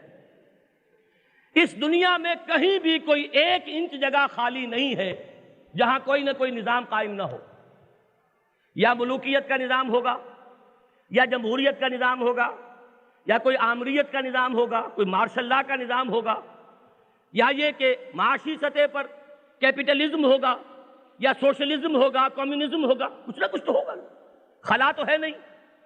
اسلام کو جب بحیثیت نظام زندگی نافذ کرنے کے لیے آپ اٹھیں گے تو اس کا مطلب کیا ہے؟ اس نظام کو ہٹا کر اسلام کا نظام لائیں گے نا۔ 2 نظام بیک وقت تو نہیں رہ سکتے، مذہب تو 100 بھی رہ سکتے ہیں بیک وقت ایک جگہ پر، کو ایگزسٹ کر سکتے ہیں، لیکن دین 2 نہیں رہ سکتے، دین تو ایک ہی رہے گا۔ اس نظام میں 2 تلواریں سماتی نہیں، پہلے کو ہٹائیے دوسرا لائیے، اسی کا نام انقلاب ہے، اسلامی انقلاب۔ اقامت دین کے لیے اسلامی انقلاب صحیح اصطلاح ہے۔ اظہار و دین الحق علی الدین کلہ کو اگر اسلامی انقلاب سے تعبیر کریں تو غلط نہیں ہے. دین کا غلبہ اور دین کا قیام یہ ایک انقلابی جد و جہد کا متقاضی ہے. اب آپ سوچئے جو نظام کہیں قائم ہوتا ہے اس کے ساتھ کچھ لوگوں کے مفادات بھی وابستہ ہوتے ہیں کہ نہیں؟ خاص طبقات ہوتے ہیں کہ جنہیں وہاں مراعات ملی ہوتی ہیں، انہیں سہولتیں حاصل ہیں، وہ استحصال کر رہے ہیں، ناجائز منافع اٹھا رہے ہیں، ان کی چودراہٹیں ہیں، ان کی سیادتیں ہیں، قیادتیں ہیں. جب آپ نظام کو ہٹائیں گے ان کے مفادات پر آنچ آئے گی کہ نہیں؟ وہ کبھی برداشت نہیں کر سکتے. اسی لیے دو جگہ یہ الفاظ آئے ہیں وَلَوْ كَرِهَ الْمُشْرِكُونَ، چاہے یہ مشرکوں کو کتنا ہی ناگوار ہو. اب جان لیجئے مشرک صرف وہی نہیں ہے کہ جو بتوں کو پوجتے ہوں یا قبر کو پوجتے ہوں. مشرک وہ بھی تو ہے کہ جو اللہ کے سوا کسی اور حاکمیت کا مدعی ہے یا کسی اور حاکمیت کا قائل ہے، وہ بھی مشرک ہے، اس لیے کہ اس نے اللہ کے حق میں کسی کو شریک کر دیا. اللہ فرما رہا ہے لا یشرک فی حکمہ احدا، اللہ اپنے حکم کے اختیار میں کسی کو شریک کرنے کو تیار نہیں. لم یکن لہ شریک فی الملک، اس کا کوئی ساجی نہیں ہے حکومت میں، اور یہاں مدعی بنے بیٹھے ہیں کہیں کوئی کہیں کوئی. تو معلوم ہوا اب یہاں پر ٹکراؤ جو ہے بہت گمبھیر ہوگا، یہاں کشمکش بہت سخت ہوگی. یہی کشمکش ہے جو ہمیں نظر آتی ہے سیرت محمدی میں صلی اللہ علیہ وسلم. وہی شخصیت جو قریش کی آنکھوں کا تارا تھی، وہ شخصیت کے حضور کے قدموں کے تلے وہ اپنی آنکھیں اور نگاہیں بچھاتے تھے، انہی کے خون کے پیاسے کیوں ہو گئے؟ کیا وجہ ہے؟ معلوم یہ ہوا یہ مفادات کا معاملہ ہے. ابو سفیان کا ایک قول بھی اس دور جاہلی کا یہ منقول ہے. حضرت خباب بن الارت چلے گئے تھے ان کا جہاں پر اجتماع ہو رہا تھا، ندوہ جو ان کا پارلیمنٹ ہاؤس تھا، وہاں جا کر انہوں نے جو شیلے تھے عمار ابن یاسر رضی اللہ تعالی عنہما، چلے گئے وہاں دعوت پیش کی، دعوت توحید. کسی نے فقرہ چس کر دیا، کسی نے قہقہ لگایا، کسی نے کوئی اور پھپتی چس کر دی. ابو سفیان نے اس موقع پر ایک جملہ کہا تھا، نوجوان یہ بت ہمارے معبود بھی ہیں اور ہماری آمدنی کا ذریعہ بھی ہیں، ان کو ہم کیسے چھوڑ دیں؟ سمجھیے اچھی طرح، یہ صرف مذہبی بات نہیں ہے، اس کے اندر معاشیات کا تعلق ہے. یہ جو سارے چڑھاوے چڑھتے تھے مکے کے بتوں پر، وہ کہاں جاتے تھے؟ کیا بتوں کے پیٹ میں جاتے تھے؟ ظاہر بات ہے کہ قبر پر بھی جو چڑھاوا چڑھتا ہے کہاں جاتا ہے؟ صاحب قبر کو جاتا ہے یا مجاور کو جاتا ہے؟ وہ تو آمدنی کا ذریعہ ہے مجاور کے. بتوں پر جو چڑھاوے چڑھتے تھے وہ پجاریوں کے اور پروہتوں کی آمدنی کا ذریعہ.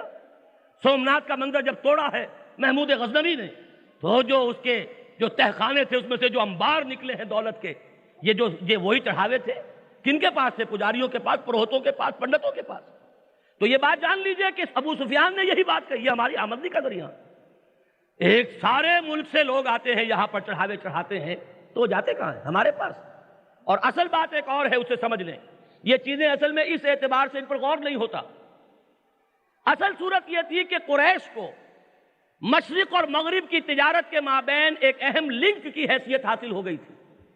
سارا سامان تجارت ہندوستان سے اور جزائر شرق الہند اور ملائیشیا اور انڈونیشیا سے یہ جا کر اترتا تھا یمن کے ساحل پر، اور سارا تجارت جو کا سامان آتا تھا یورپ سے وہ آ کر اترتا تھا میڈیٹرینین کے ساحل پر، شام کے ساحل پر. اور ان دونوں کے مابین قریش کے قافلے جو ہے وہ شٹل کرتے تھے. رحلت الشتاء والصیف، ایک سفر سردیوں میں ایک گرمیوں میں، سردیوں میں یمن کی طرف، گرمیوں میں شام کی طرف. اور وہ پورے ایسٹ اور ویسٹ کی جو تجارت تھی اس کے اندر وہ لنک تھے، اور ان کو نہایت اس سے فائدہ تھا. بڑی ان کے لیے دولت تھی اور بڑی آمدنی تھی. اور وہ حق حاصل تھا صرف قریش کو. وہ کیوں ہے؟ وہ بڑی بات ہے، عجیب سمجھ لیجئے.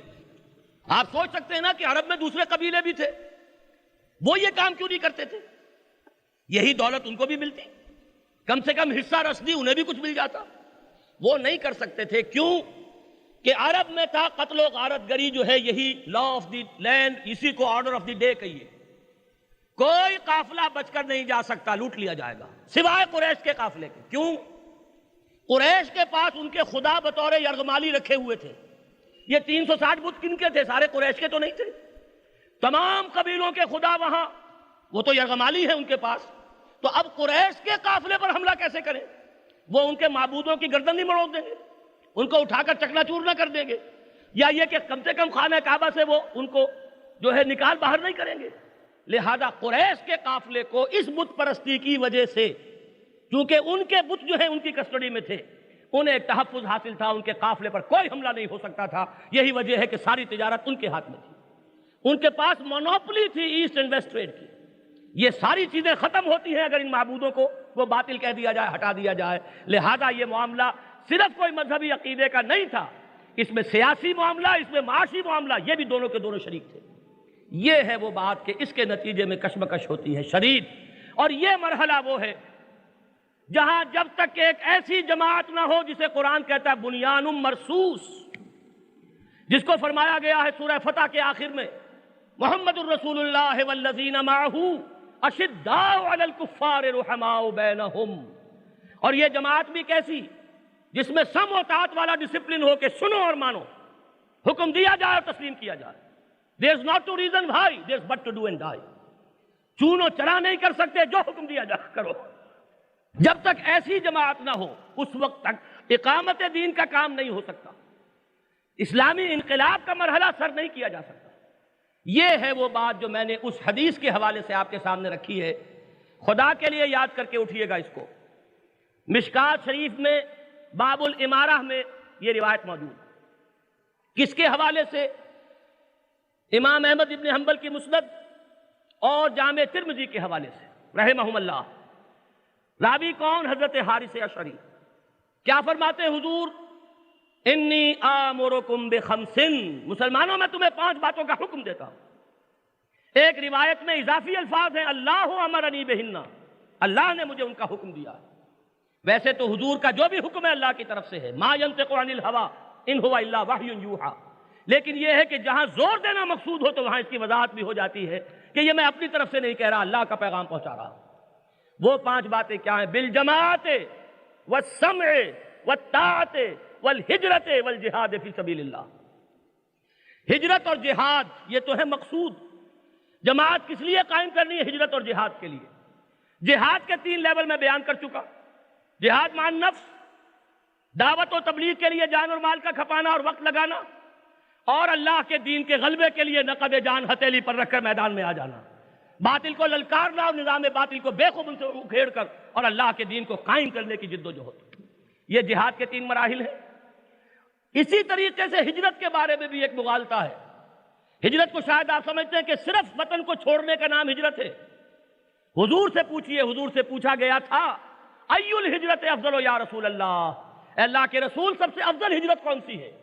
جواب غور سے سنیے، ان تہجر ما کرہ ربک، کہ ہر اس چیز کو چھوڑ دو جو تمہارے رب کو پسند نہیں. رشوت لے رہے ہو، رب کو پسند ہے یا ناپسند؟ ناپسند، چھوڑ دو. یہ ہجرت ہو گئی. یہ بھی ہجرت ہے. اقبال نے بھی کہا ہے ترک خود کن سوئے حق ہجرت گزین، اپنی انانیت کو، اپنی نفس پرستی کو چھوڑو اور اللہ کی طرف ہجرت کرو. تو معلوم ہوا ہجرت بھی یہ سارے مراحل طے ہوں گے تو ہجرت ہوگی. چوٹی اس کی وہ ہے جیسے جہاد کی چوٹی قتال فی سبیل اللہ، نقد جان ہتھیلی پر رکھو، میدان میں آ جاؤ. اسی طرح ہجرت کی چوٹی یہ ہے اللہ کے دین کے غلبے کے لیے جب ضرورت ہو گھر بار وطن اہل و عیال سب کو چھوڑ کر ایسے نکل جاؤ جیسے محمد کے ساتھی مکے سے نکل گئے تھے صلی اللہ علیہ وسلم رضی اللہ تعالیٰ عنہ اجمعین. لیکن ہجرت و جہاد کا یہ پورا عمل کیا انفرادی طور پر ممکن ہے؟ کوئی شخص جس کے عقل کے اندر فطور نہ آ چکا ہو، جو ذہنی توازن اپنا کھو نہ چکا ہو، اس کے سوا کوئی یہ نہیں کہہ سکتا کہ یہ کام انفرادی طور پہ ہو سکتا ہے. اسی وجہ سے وہ احادیث سے کبھی یاد کیجئے، علیکم بالجماع ید اللہ علی الجماع، اور سنن دارمی میں ہے لا جماعت الا بامارہ، تم پر لازم ہے جماعت اور جماعت امارت کے بغیر نہیں ہے. وہ بات جو حضرت عمر نے فرمائی اس کو حدیث موقوف کہیں گے. غالب گمان یہ ہے اپنی طرف سے نہیں کہا ہوگا، حضور ہی کا فرمان نقل کیا ہوگا. لا اسلام الا بجماع ولا جماع الا بامارہ ولا امارہ الا بالسماع ولا سمع الا بالطاعہ. جب تک یہ چاروں چیزیں موجود نہ ہوں تو جماعت کا کوئی تصور نہیں. سمع و طاعت، اور سمع و طاعت کے ساتھ پھر اطاعت کلی جماعت کے امیر کی، معروف کے دائرے کے اندر. کوئی بات اگر ہے اللہ اور اس کے رسول کے حکم کے خلاف مت مانو، صاف انکار کر دو کہ یہاں ہم نہیں مانیں گے. اس چنانچہ حضرت عبادہ ابن صامت سے جو روایت ہے رضی اللہ تعالیٰ عنہ، انہوں نے جو بیعت کی تھی بیعت عقبہ ثانیہ میں جو الفاظ تھے وہ آپ کو مل جائیں گے، متفقون علیہ روایت ہے، بخاری میں بھی مسلم میں بھی. حضرت عبادہ ابن صامت فرماتے ہیں رضی اللہ تعالیٰ عنہ، بایعنا رسول اللہ صلی اللہ علیہ وسلم علی السمع والطاعۃ فی العسر والیسر والمنشط والمکرہ وعلی اثرۃ علینا وعلی لا ننازع الامر اہلہ وعلی ان نقول بالحق اینما کنا لا نخاف فی اللہ لومۃ لائم۔ فرماتے ہیں کہ ہم نے حضور سے بیعت کی تھی کہ حکم سنیں گے اور مانیں گے، چاہے مشکل ہو چاہے آسان ہو، چاہے ہماری طبیعتیں آمادہ ہوں چاہے ہمیں اپنی طبیعتوں پر جبر کرنا پڑے، چاہے ہم پر دوسروں کو ترجیح دی جائے، اور ہم کبھی اصحاب امر سے جھگڑیں گے نہیں۔ ہاں جو بات ہوگی، جو رائے ہوگی وہ پیش کریں گے، اور کسی ملامت کرنے والے کے ملامت کی وجہ سے اپنی رائے کو چھپائیں گے نہیں۔ غور کیجئے، پورا جماعتی نظام اس ایک حدیث کے اندر مضمر ہے۔ اور اس کے ساتھ نوٹ کر لیجئے، ہمارے ہاں اگرچہ بیعت کا ایک نظام چلتا ہے، وہ جو سلسلہ سلوک کا جو سلاسل ہیں، سوروردیہ، چشتیہ، نقشبندیہ، قادریہ، یہ سلسلے ہیں، ان میں وہ سلوک طے کرنے کے لیے وہ جو پہلا مرحلہ ہے، نفس سے کشمکش کے لیے، شیطان سے کشمکش کے لیے ذکر الہی کی مختلف صورتیں جو ہیں ان کی تلقین کرتے ہیں یہ بزرگ، اور ان کے ہاتھ پر بیعت کر کے اس راستے پر انسان چلتا ہے۔ لیکن وہ بیعت سم و طاعت جس کا میں ذکر کر رہا ہوں، وہ مسلمانوں کی اجتماعی زندگی کے لیے جو اساس ہے، اس کی دو ہی شکلیں ممکن ہیں۔ اگر تو غور کیجئے، اگر تو اللہ کا نظام صحیح قائم ہے اور صحیح اسلامی حکومت قائم ہے، تو جو اس کا سربراہ ہے اس کے ہاتھ پر بیعت ہوگی۔ حضرت عمر کے ہاتھ پر بیعت ہوئی، حضرت ابو بکر کے ہاتھ پر بیعت ہوئی، حضرت عثمان کے ہاتھ پر بیعت ہوئی، حضرت علی کے ہاتھ پر بیعت ہوئی رضی اللہ تعالی عنہم وارضاہم اجمعین۔ اس لیے کہ نظام 100% خالص اسلامی نظام، اللہ کا دین قائم، اس کا جو سربراہ ہے اس کے ہاتھ پر بیعت۔ اور دوسری شکل یہ ہے کہ وہ نظام قائم نہیں ہے۔ اگر نہیں ہے تو کیا خود بخود ہو جائے گا؟ کرنے سے ہوگا، قربانیاں دے کر ہوگا، جیلوں میں جا کر ہوگا، پھانسیاں کھا کر ہوگا۔ صحابہ کرام نے اپنے خون کے نذرانے پیش کیے کہ نہیں؟ حضرت حمزہ رضی اللہ تعالیٰ کی ایک جان کروڑوں جانوں کے برابر، وہ بھی اللہ کے دین کے لیے قربان ہوئی کہ نہیں؟ مصعب بن عمیر جیسے نوجوان، جن پر کہ لاکھوں کروڑوں انسان جو ہے نچھاور کر دیے جائیں، جن کی وجہ سے مدینہ جو ہے، یثرب جو ہے وہ مدینہ النبی بنا، ان کی 1 سال کی کوشش سے 75 افراد آئے تھے جنہوں نے حضور سے وہ بیعت کی تھی جو ابھی میں نے آپ کو سنائی ہے۔ وہ مصعب بن عمیر بھی شہید ہوئے کہ نہیں؟ حضرت سمیہ شہید کی گئی کہ نہیں؟ حضرت یاسر شہید کیے گئے کہ نہیں؟ اگر انہیں اس دین کے لیے اپنی خون کا، اپنے جانوں کا نذرانہ پیش کرنا پڑا ہے، تو جان لیجئے اگر آپ یہ سمجھتے ہیں کہ محض تقریروں سے اور محض واعظ کہنے سے اور محض ٹھنڈی ٹھنڈی چیزیں اور ٹھنڈے ٹھنڈی نصیحتیں کر کے اللہ کے دین کو آپ قائم کر لیں گے تو جنت الحمقاء میں آپ آباد۔ اس لیے کہ یہ تو صرف اپنے آپ کو دھوکہ دینا ہے۔ پتہ نہیں نام کیا ہے اس کا، خدا فریبی کہ خود فریبی، عمل سے فارغ ہوا مسلمان بنا کے تقدیر کا بہانہ۔ تو یہ کام تو کرنا ہوگا اور اس کے لیے تن من دھن لگانا ہوگا۔ یہ ہوگا در حقیقت اس جماعت کا آخری ہدف، کہ وہ جماعت جو سم و طاعت کے اصول پر قائم ہو، جس کے لیے وہ 6 اصول ہیں جو حضور کی اس حدیث کے اندر میں نے بیان کر دی، حضرت عبادہ ابن صامت نے جو فرمایا۔ اور میں نے آپ کو ایک شعر بھی اور سنایا تھا غزوہ خندق کے موقع پر، جبکہ خندق کھودی جا رہی تھی حضور کے حکم سے، اور حال کیا تھا، کئی وقت کا فاقہ اور شدید سردی کا موسم۔ سردی میں آپ کو معلوم ہے کہ غذا کی زیادہ ضرورت ہوتی ہے، کیلوریز بہت برن کرنی پڑتی ہے سردی کا مقابلہ کرنے کے لیے، تو غذا چاہیے۔ وہاں یہ ہے کہ سردی شدید اور فاقہ کئی وقت کا، اس پر یہ ہے کہ خندق کھودنے کا حکم۔ تو حال کیا تھا، پیٹوں پر پتھر بندے ہوئے ہیں اور پھاوڑے چل رہے ہیں۔ اس وقت ان کی زبانوں پر ایک شعر تھا، امام بخاری رحمت اللہ علیہ اسے اپنی صحیح میں لے آئے۔ وہ شعر کیا تھا، نحن الذین بایعوا محمدا علی الجہاد ما بقینا ابدا۔ ہم وہ لوگ ہیں جنہوں نے محمد سے جہاد کی بیعت کی ہے، اب یہ جہاد جاری رہے گا جب تک جان میں جان ہے۔ جسم اور جان کا رشتہ منقطع ہو جائے تو ٹھیک، سرخرو ہو جائیں گے۔ من المؤمنین رجال صدقوا ما عاہدوا اللہ علیہ فمنہم من قضی نحبہ ومنہم من ینتظر وما بدلوا تبدیلا۔ نتیجہ کیا نکلا حضرات؟ توحید، علمی توحید، نظری توحید، عقیدے کی توحید، علماء کرام نے اسے خوب بیان کیا ہے۔ اور اس پر زور کیوں دیا زیادہ؟ اس لیے کہ اصل بات تو ہے ایمان، اصل شے ہے عقیدہ، عمل تو اس کے بعد ہی آتا ہے نا، ہمیشہ ایمان کے بعد عمل صالح ہے نا۔ تو چونکہ اس توحید کا تعلق ایمان کے ساتھ ہے، لہذا اس میں ذرا سا رکھنا جو ہے وہ بھی وہ علماء حقانی جو ہیں ان لوگوں کے لیے وہ ناقابل برداشت ہے، لہذا وہ میدان میں ہے۔ اس توحید کو انہوں نے بیان کیا اور خوب بیان کیا ہے۔ لیکن یہ جو دوسرا پہلو ہے، ایک چیز جب زیادہ نمایاں ہوتی ہے تو دوسری چیز کہیں چھپ جاتی ہے پیچھے۔ وہ دوسری چیز ہے عملی توحید، توحید فی الطلب۔ انفرادی سطح پر اللہ کے بندے بن جاؤ، وما امروا الا لیعبدوا اللہ مخلصین لہ الدین۔ تمہاری بندگی صرف اللہ کے لیے خالص ہو، کسی کی اطاعت نہ ہو جس میں اللہ کی معصیت لازم آ رہی۔ یہ ہے انفرادی سطح پر توحید کو کامل کر لینا۔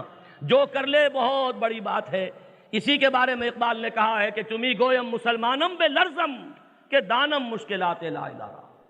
میں جب یہ کہتا ہوں کہ میں مسلمان ہوں تو مجھ پر تو لرزہ طاری ہوتا ہے، اس لیے کہ میں جانتا ہوں کہ لا الہ الا اللہ کہہ دینا آسان ہے، اس پر پورا اترنا بہت مشکل۔ براہیمی نظر پیدا مگر مشکل سے ہوتی ہے، حبس چھپ چھپ کے سینوں میں بنا لیتی ہے تصویریں۔ یہاں بت کدے آباد ہو جاتے ہیں، سامنے کوئی بت نہیں ہوتا۔ کہیں دولت کی دیوی ہے یہاں پر، کہیں شہرت کی پوجا ہو رہی ہے دل میں۔ یہ ہے وہ چیز کہ جس سے بچنا آسان کام نہیں۔ انفرادی سطح پر اس توحید کو پورا کرنے کے ساتھ ساتھ اسی کی دعوت، وَمَنْ أَحْسَنُ قَوْلًا مِّمَّنْ دَعَا إِلَى اللَّهِ وَعَمِلَ صَالِحًا وَقَالَ إِنَّنِي مِنَ الْمُسْلِمِينَ۔ اور پھر وہ جو لوگ اس دعوت کو قبول کریں وہ باہم مل جائیں، جڑ جائیں، بنیان كَأَنَّهُمْ بُنْيَانٌ مَّرْصُوصٌ، وہ شان ان کے اندر پیدا ہو جائے کہ وَالَّذِينَ مَعَهُ أَشِدَّاءُ عَلَى الْكُفَّارِ رُحَمَاءُ بَيْنَهُمْ تَرَاهُمْ رُكَّعًا سُجَّدًا يَبْتَغُونَ فَضْلًا مِّنَ اللَّهِ وَرِضْوَانًا۔ یہ جماعت ہوگی سمع و طاعت کی بنیاد پر، بیعت جہاد کی بنیاد پر قائم ہوگی۔ ایک صرف نکتہ اور عرض کر دوں، بس میں ختم کروں گا اور شاہ صاحب کے اور آپ کے درمیان مزید حائل نہیں رہوں گا۔ وہ یہ ہے کہ جان لیجئے کہ حضور کو بیعت کی ہرگز ضرورت نہ تھی۔ حضور پر تو لوگ ایمان لائے اور اللہ کا رسول مان لیا، تو رسول کی کسی بات سے سرتابی ممکن ہے؟ رسول کی کسی رائے سے اختلاف کی آزادی ہے؟ یہاں تو وہ اطاعت درکار ہے کہ دل میں بھی ان کے کسی فیصلے پر اگر ملال پیدا ہو گیا، چاہے عملاً قبول کر لیا ہو لیکن دل میں اگر ملال ہے تو بھی ایمان کے لالے پڑ جائیں گے، ایمان نہیں رہا۔ فَلَا وَرَبِّكَ لَا يُؤْمِنُونَ حَتَّى يُحَكِّمُوكَ فِي مَا شَجَرَ بَيْنَهُمْ ثُمَّ لَا يَجِدُوا فِي أَنفُسِهِمْ حَرَجًا مِّمَّا قَضَيْتَ وَيُسَلِّمُوا تَسْلِيمًا۔ تو اس سے زیادہ مضبوط جماعت تو کوئی ہو ہی نہیں سکتی جس میں کہ رسول اور امتی کا تعلق ہے۔ تو حضور نے بیعتیں کیوں لی؟ کیا یہ کار عبث تھا؟ بیکار بات تھی؟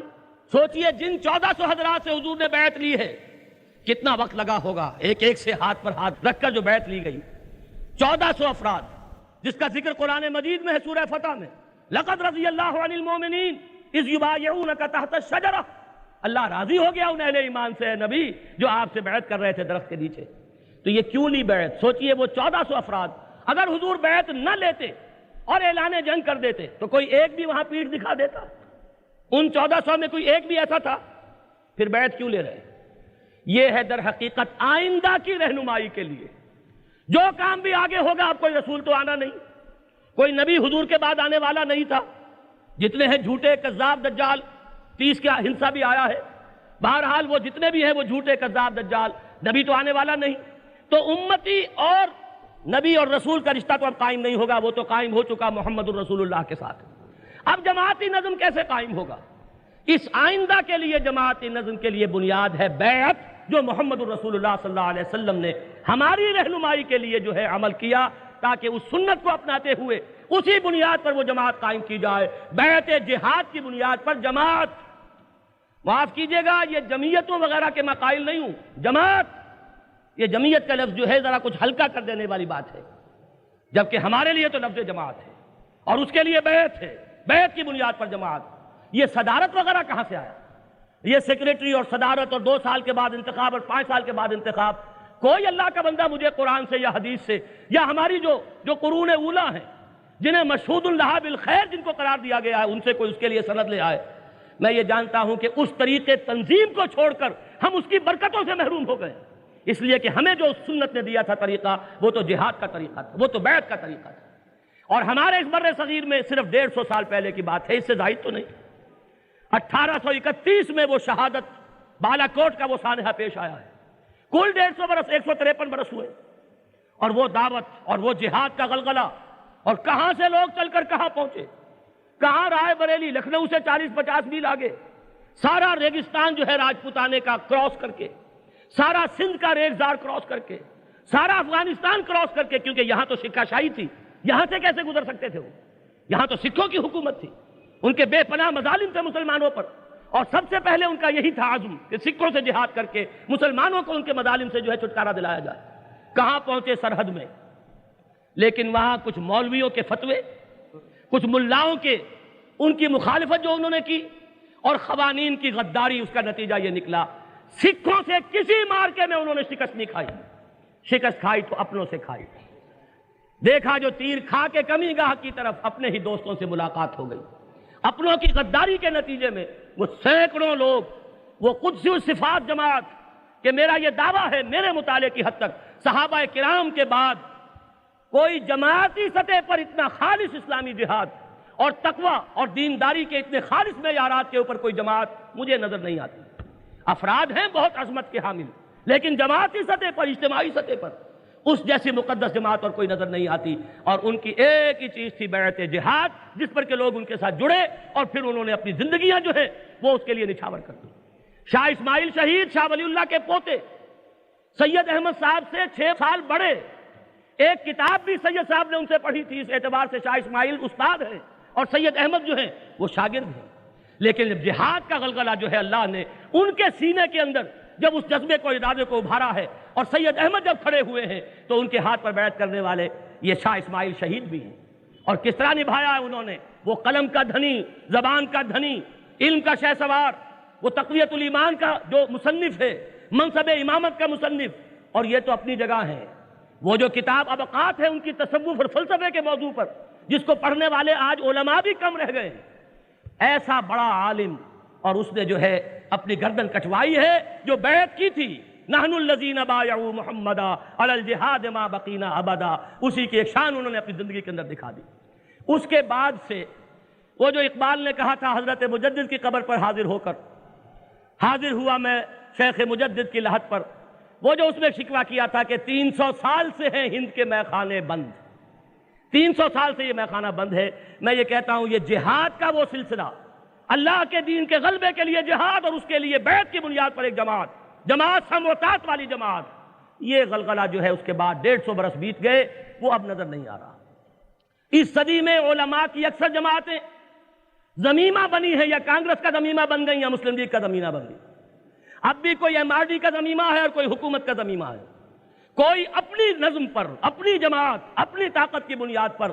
میں نے لکھا تھا حضرت شیخ الہند کی زندگی پر ایک مضمون، اس میں نے یہ شعر لکھا تھا، نہ اٹھا پھر کوئی رومی چمن کے عجم کے لالہ زاروں سے۔ معلوم ہوتا ہے کہ یہ ہمارے بر صغیر پاک و ہند کی یہ زمین جو ہے خشک ہو چکی ہے، اس کے سوتے جو ہیں خشک ہو گئے، کہ شیخ الہند کے بعد وہ آخری شخصیت تھے۔ انہوں نے کوشش کی تھی جبکہ ان کی زندگی کا چراغ ڈگمگا رہا تھا اور بالکل ڈوبنے والا تھا یہ خورشید، اس وقت انہوں نے کوشش کی تھی 1920 کے جمعیت علماء ہند کے اجلاس میں کہ کسی طریقے سے ابوالکلام آزاد کے ہاتھ پر بیعت ہو جائے اور انہیں امام الہند مان لیا جائے اور پھر جہاد شروع کیا جائے۔ لیکن بعض علماء کی اس وقت بھی جو مخالفت ہوئی تو وہ بات رہ گئی۔ اس کے بعد سے آج تک یہ میدان خالی پڑا ہے۔ تو جان لیجئے کہ اس کے لیے کوشش، اس کے لیے محنت، ایک ایسی جماعت کی تیاری جو اعلاء کلمت اللہ کے لیے، اللہ کے دین کے غلبے کے لیے تن من دھن لگانے کو تیار ہو، اور اس کے لیے پہلا قدم ہوگا خود اپنی زندگی میں اسلام کو نافذ کرنا، اپنی انفرادی سطح پر توحید کی عملاً تکمیل کر لینا، اور پھر مل جل کر بنیان مرصوص بن کر اقامت دین کا فریضہ جو ہے اس کو ادا کرنا۔ یہ ہے وہ جد و جہد، اس کو میں عرض کر رہا ہوں، یہ ہے وحد اللہ، توحید پر کاربند ہونے کی کوشش کرو، زیادہ سے زیادہ توحید کے تقاضوں کو پورے کرنے کی کوشش کرو۔ میں نے اس کے بارے میں جو عرض کرنا تھا وہ میں نے عرض کر دیا، اور اب وقت نہیں ہے۔ اس وقت جو ہے جو کچھ عرض کیا ہے اس پر غور کیجئے، سوچئے۔